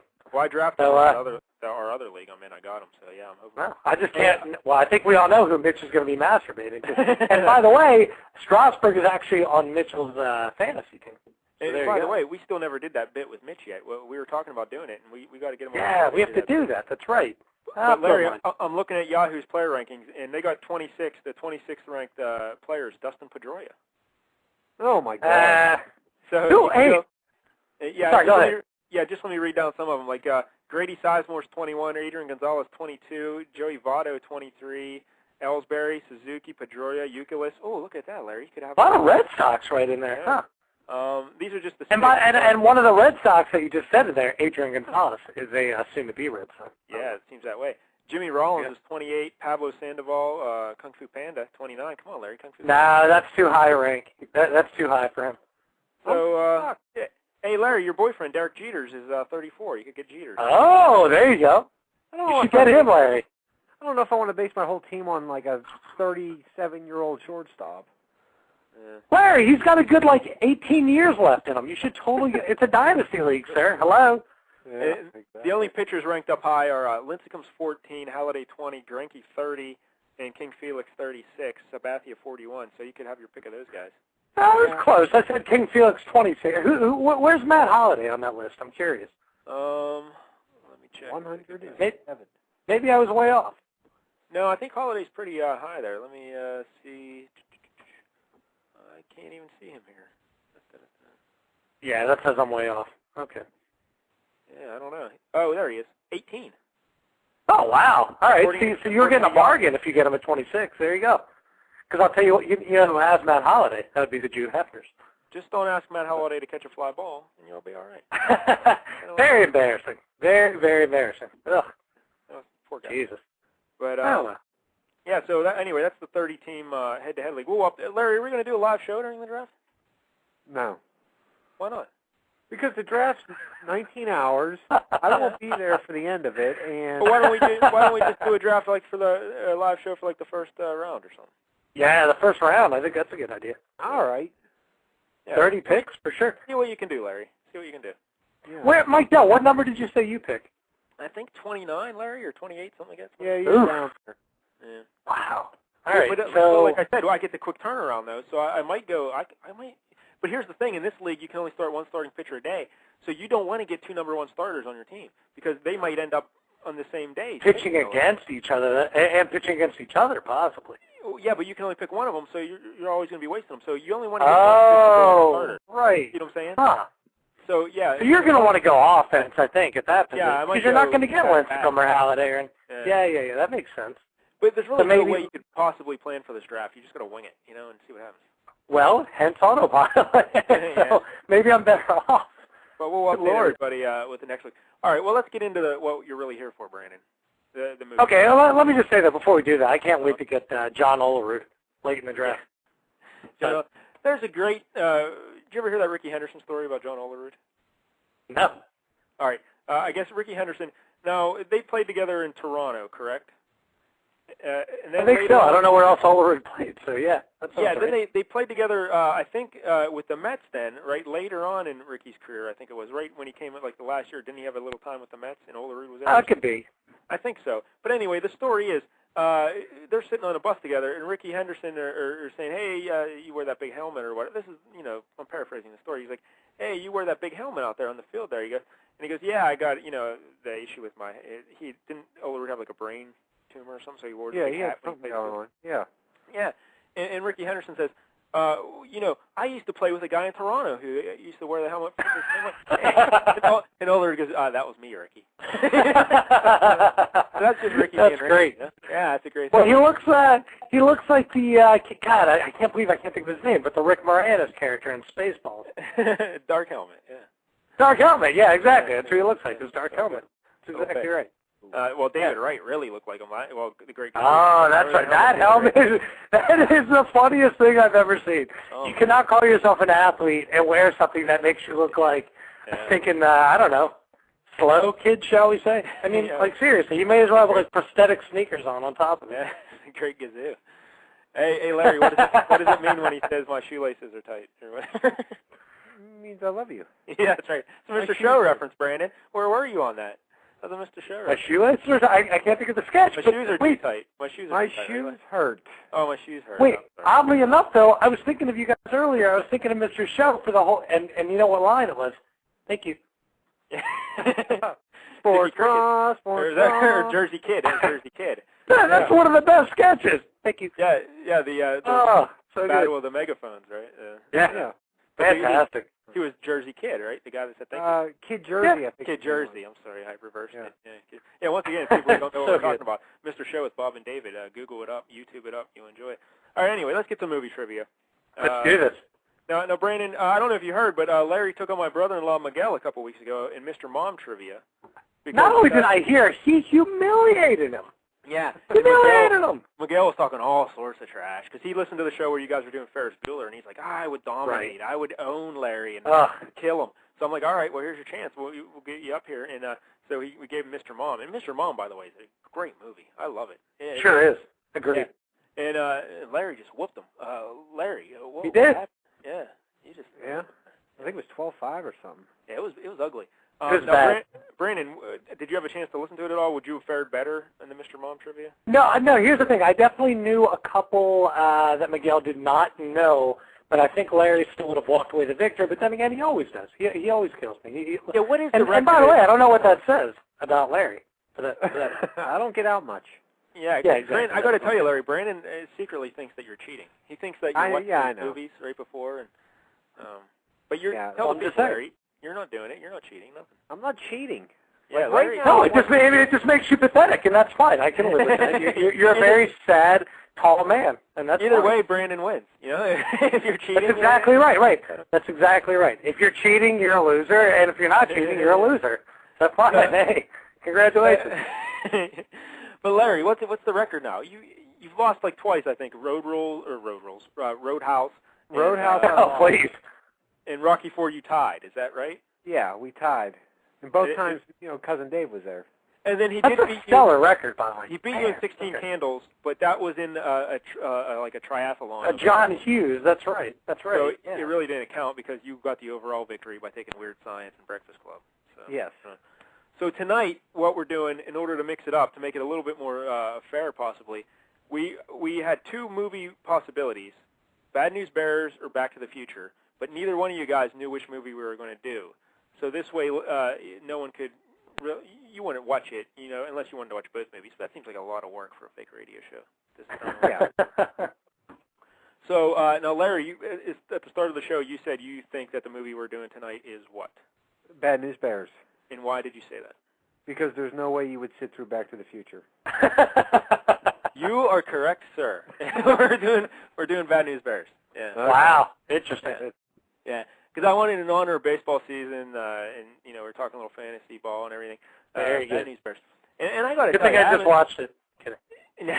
But I haven't seen this movie. I don't know if I've ever seen it completely start to finish.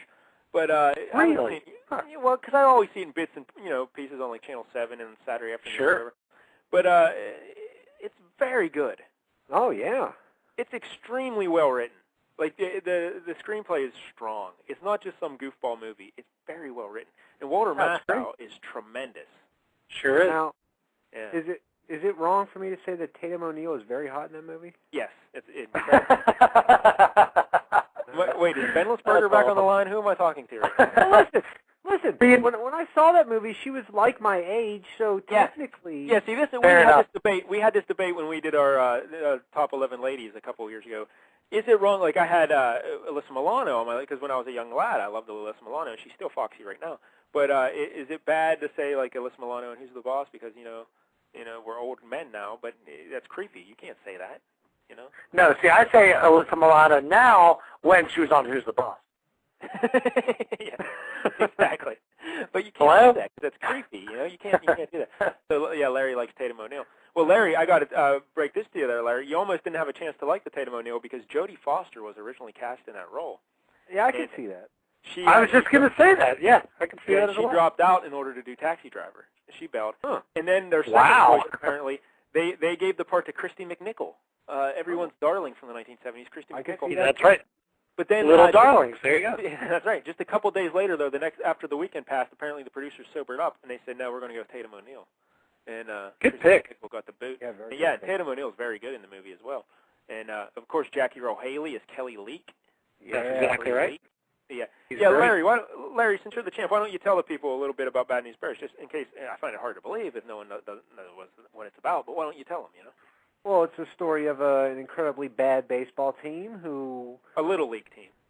Oh yeah, they're little league, little kids, and they pick up Walter Matthau as their manager, Buttermaker, and he kind of molds them into a team because he's a misfit just like them, and then finally he realizes, hey, maybe we could win this, and they all start believing in it, and yet they kind of don't pull it off at the end. Because Buttermaker gets a little carried away with trying to win, and he becomes a real jerk, and then they all get mad at him, and then in the end he realizes, what the important thing is to be a team and to have fun. Can I just say something really quick in all seriousness? And I honestly, I truly mean this. Larry, you should be doing like synopses of movies.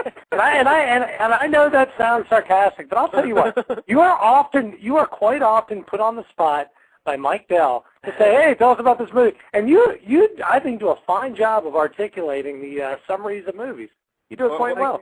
Well, Larry, I got to get my book synopsis down to one page. Maybe I'll send it over to you, and you can try and knock it down a little. There you go.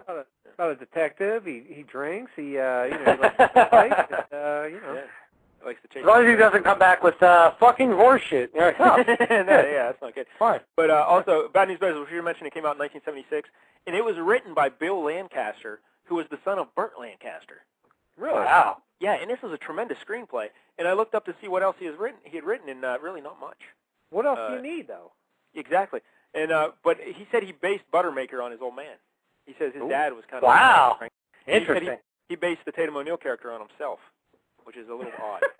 I don't know if he was about to blossom into womanhood and was worried about getting a bra. Congratulations, Larry. You're in love with whatever Lancaster. Bill Lancaster, yeah. All right, well, we got to get moving, I guess, because we're running out of time already. Yeah, sure, let's do this. It's a great movie. If you haven't seen it, go check it out. All right, question one, questions? who starts? 20 questions and then a tiebreak, or 22 questions, I think, because the last two were well, so especially good. being a baseball movie, he's the defending champ. He's the home team, so I should go first, I think. All right, yeah, we're going to have to hustle. Number one, we start off easy and get hard. Brandon, what does Buttermaker do for a living? He cleans pools. That's right. So Brandon is on the board. Well done. Larry, what business sponsors the Bears? Buys them uniforms. Chico's Bail Bonds. That's right. Just a little. And I knew that one. All right. Yeah, a little something easy to get you guys off on the right foot. Brandon, now it gets a little harder. Question 3: what league do the Bears play in? What's the name of the league? What league do they play in? The California Penal League. I don't know. I have no idea. Larry. I have no idea.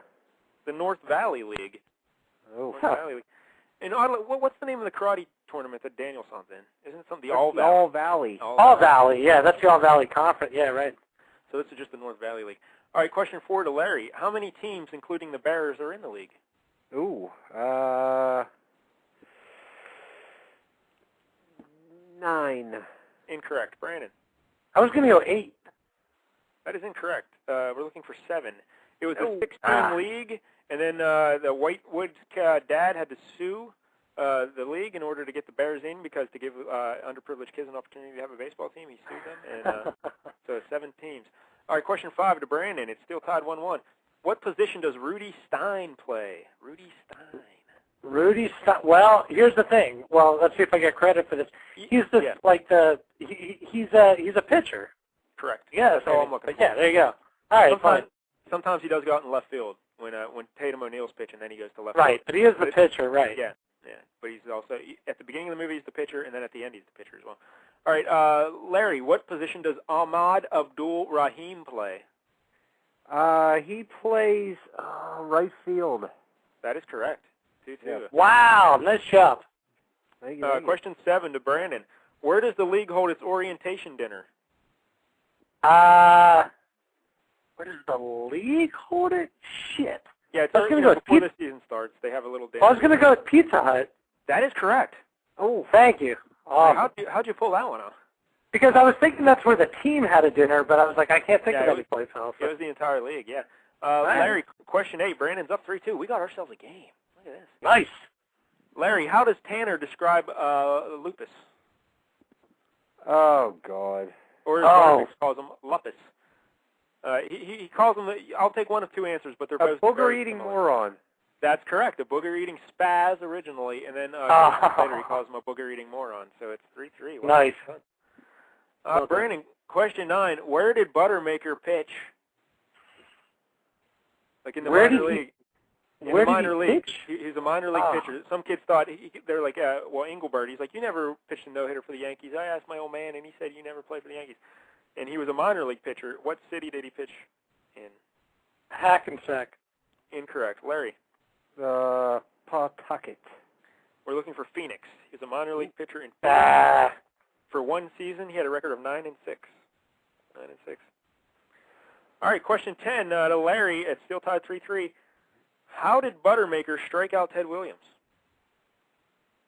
Oh. A screwball. That is correct. Is it really? Oh, man. The exact quote is screwball. Had a mother of a screwball. Wow. 1947, Vero Beach, Florida, spring training. Struck out Ted Williams in the 9th inning. Yep. Well done. The screwball. So Larry's up 4-3. Going to question 11.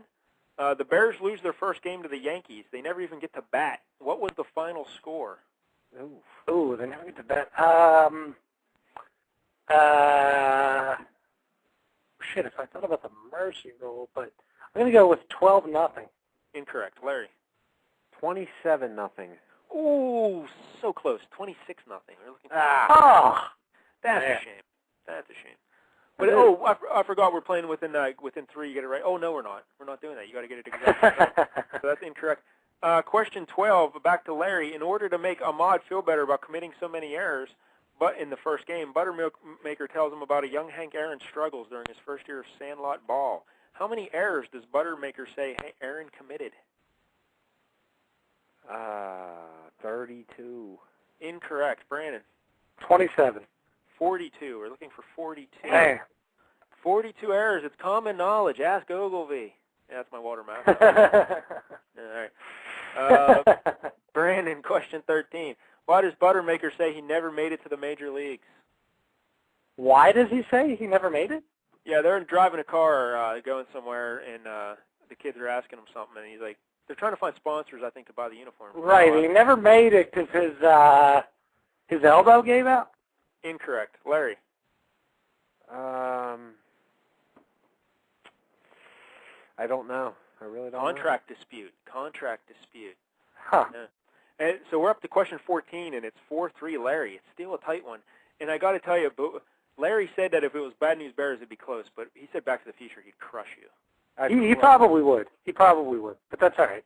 And by the way, do you realize in Back to the Future that essentially the only reason that McFly's parents are together is because Biff didn't get to rape her? Yeah. Like, you realize that, right? It's like, wow. where's Rapeless when you need him? Exactly. That's essentially what happens. But okay, so anyway. Good thing Benlisberger wasn't there. Yeah. Question 14 to Larry. How much does Amanda charge for her maps to the stars' homes? Oh. Again, this is right out of dialogue, and you love the dialogue. Yeah, I'm thinking. Contract dispute was out of dialogue. A lot of this stuff's taken right out of dialogue. I'm going to say 50 cents. That is incorrect. Brandon? I was going to go with $5. Incorrect. $2. But on the maps it says $1.25, but she says inflation. You know, it's $2. Nice. Question 15 to Brandon. After the Bears lost their first game, who does Tanner get in a fight with? He gets all beat up. He gets in a fight with the entire 5th grade? Incorrect. Larry? The entire 6th grade. Incorrect. The entire 7th grade. Oh, damn! Yeah, the 7th grade. Damn. All right, still 4-3. Question 16.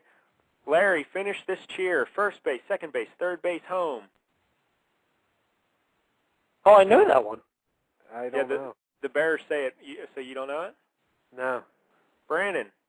Around the bases we shall roam? That is correct. Nice. Yeah. 4-4, and Brandon, it's his question, so he stole it. That was a big steal. Question 17. What are Amanda's demands in order to join the team? Oh, man. I'll be specific, because the answer I'm looking for is they're in the car. She's already agreed to do it. They're in the car. She's in the passenger seat, and he's driving, and they're arguing back and forth about what she wants. Right, this is tough. Does she want boobs as part of it? No, that is not at all. That's not right. Okay, well, then I guess I lose. All right, done. And then once again, it worries me that you and Larry are so fixated. Well, I was answering on Larry's behalf on that, for the record. But Larry, any ideas? Is there 3 things, or is there 2 things? 2 things. She wants designer jeans. Yeah, could you be more specific? We could take it, but could you be more specific? They come from a country. She wants a specific brand from a country. Well, I know she wants ballet lessons, too. That is correct. That's one of them. How many ballet? Wow. She wants, I think she says 5, and he says I'm only paying for 3. Incorrect, but yeah, go ahead. She wants jeans from... That's all right. You can get the credit for this, but I want to see if you know this. Wow, look at Brandon. Gracious competitor, yeah. I don't know. Well, that's pretty good. French. Yeah, she wants French jeans. That is correct. French jeans and ballet lessons.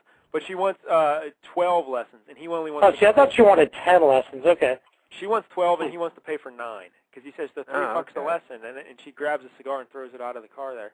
And she says, I want 12, and I want some jeans, some French jeans. And he says, you know how many pools I got to clean? Yeah, sounds great. She sounds like Veruca Salt a little bit. Yeah. A little bit. And by the way, that's a movie we could do as well. Yeah, the original Willy Wonka and the Chocolate Factory. That's a very good movie. Symbolic. One of my favorites. I love it. Or we could do Wizard of Oz sometime, and I could tell you how it's the allegory for the election of 1898. Populism. We should just do that anyway on your conspiracy segment. That sounds pretty interesting. But all right, Larry, I think it's your question because that was that was posed to me. Wait, what's the score here, really quick? It is 5-4, Larry, and we're up to question 18. Damn. Why does Kelly Leak say he hangs out at the baseball field so much? There's a lot of nice-looking ass. That is correct. There's nice ass at the field, yeah. Damn. 6-4. That was a big turning point. That was big. And then bang, put it in the bank. All right. By the way, Roadhouse 2 sucks. All right, go ahead. Well, thanks for that, because I never would have guessed. Question 19, the Brandon. When Amanda loses to Kelly Leak in air hockey, she has to go out on a date with him to what band's concert that Friday night? What band are they going to go see? They're going to go see... I have a band in mind, but I don't think it's the right one. They're going to go see...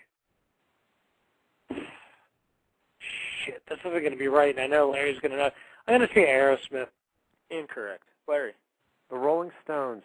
That is correct. Damn! Larry's pulling it out down the stretch.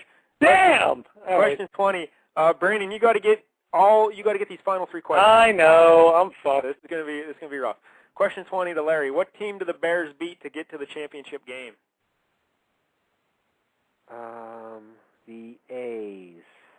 That is correct. The Athletics. Yeah. Damn you! Damn you to hell. You know what? You should just let me at least try to answer the last 2 questions. Yeah. We're going to make this respectable. Because these are good questions. These were originally going to be tiebreakers, but I'm like, no, these are good questions. Yeah, let them go to me first, and if I don't get them, you can answer them both. Go ahead. In the bottom of the 9th, in the title game, which 3 Bears get on base ahead of Kelly Leak? Wow, seriously? And for bonus points, how do they get on base? If you can do that, you're I can't give them to you in order. Let me just think.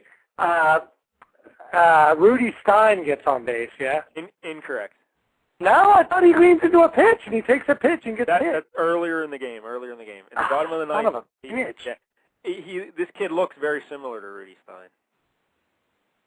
Looks similar to Rudy Stein. Oh, is it the other nerd with the glasses, the skinny kid? It's Ogilvy, the kid with the Ogilvy. glasses. Yeah, that little fucker. Oh, and there's one of the kids that gets on is one of the little the little Mexican kid who like ducks down and takes 4 balls. That's right. The little Mexico kid gets on. Miguel, one of the 2 brothers. Miguel. That's one of them, and then Ogilvy, and then and the other one's it's what's his name? It's the fat fucking catcher. Nope, that's incorrect. The correct answers are Ogilvy. Larry, you don't know, do you? Or? No, I don't know. Ogilvy gets on base with a walk. Even after he had 2 strikes, he still gets on with a walk. Ahmed, the right fielder who loves Hank Aaron, he gets on with a bunt. He says he's going to knock it out of the park, and then he hits a bunt. So Major League just ripped off the Bad News Bears, kind of. Right. And then little Miguel gets on because he just squats down there, and the pitcher keeps throwing over his head. Fuck. And so it's walk, bunt, walk. And then Kelly Leak, they're trying to intentionally walk Kelly Leak with the bases loaded, and he just stretches out and cranks that ball. Yes, he does. But we won't give away the ending. Of course, it's a 30-year-old movie. I think we can do it, right? Spoiler alert. Yeah, go ahead. Yeah, because he gets thrown out of the plate. But they originally filmed it with him scoring, and test audience really didn't like it. They said it doesn't fit the movie.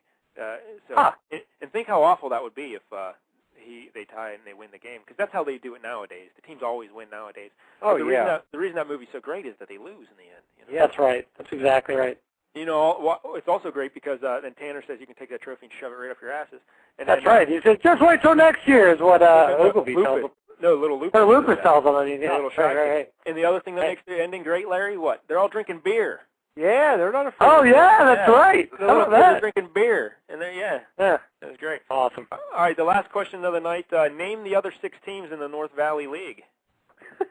Larry? The A's, the Yankees. A's and Yankees. That's 2 of them, so we need 4 more.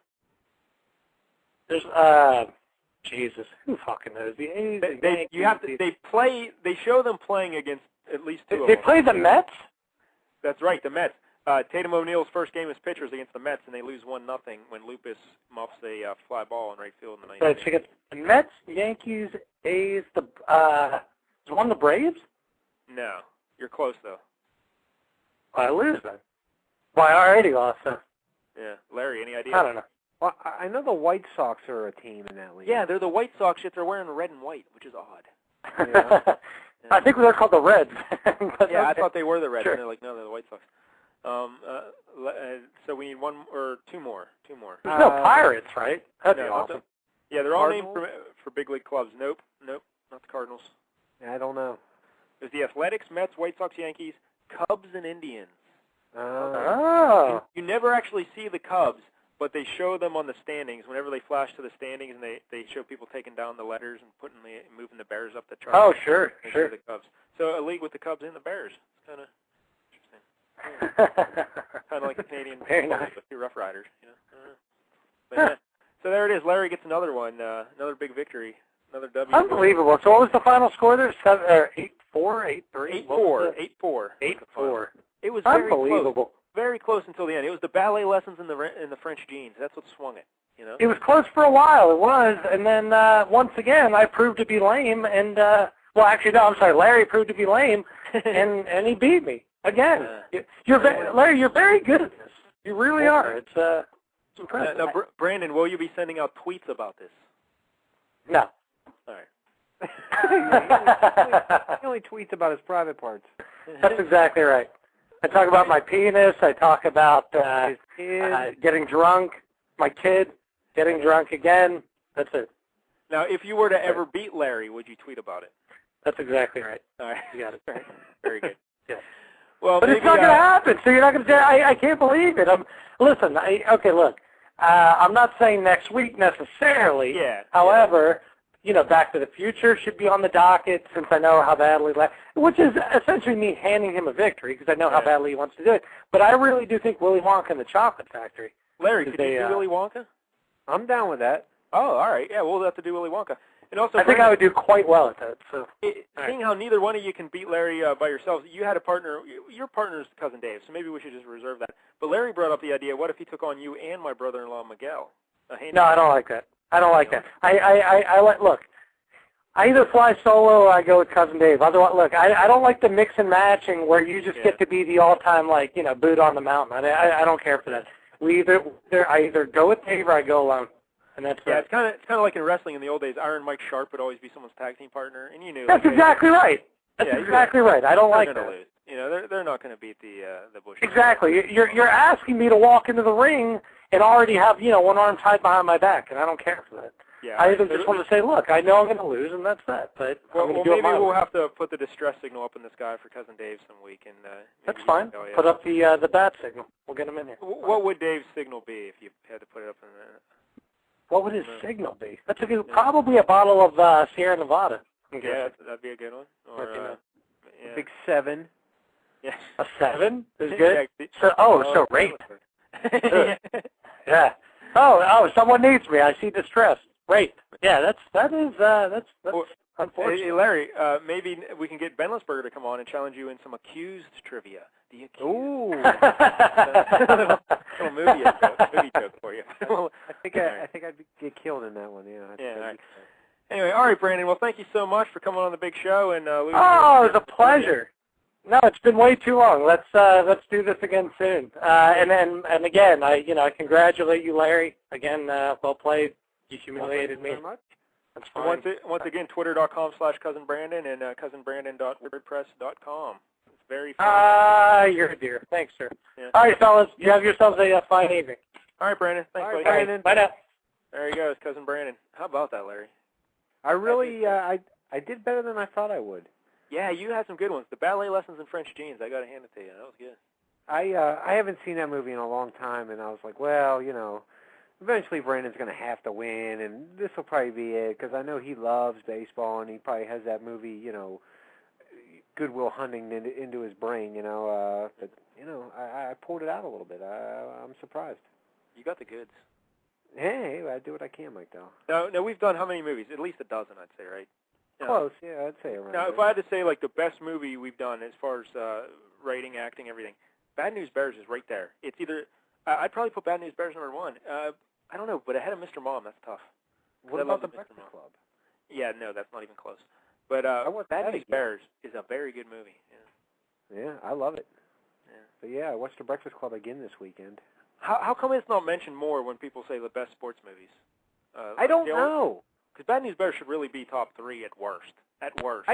I think it's just because it's older and it's kids and you don't you know, it's kind of it's a comedy, so it kind of like falls out of your head. You know what I mean? You don't really think about it. You think Major League and you think The Field of Dreams and that sort of thing. But I know a lot of people say Hoosiers and Field of Dreams and whatnot.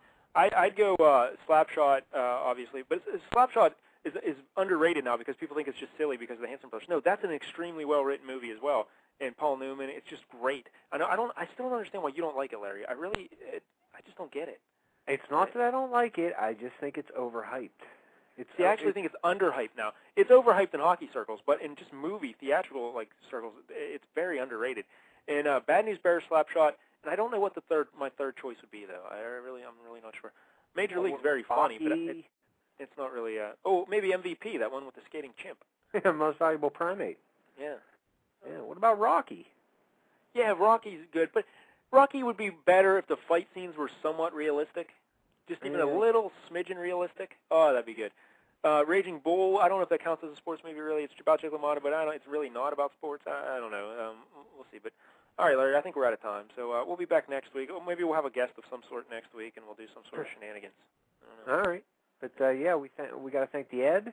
And Benlisberger. Benlisberger. And Cousin Brandon. Yeah. And thank you, Mike Dell. Hey, thank you, Larry.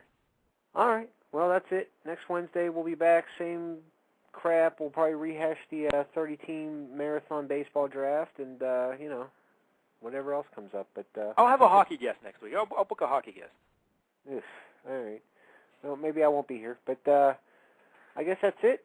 Next Wednesday we'll be back. Go by Honest John Churchfield. But until then, pass the gin. Come on.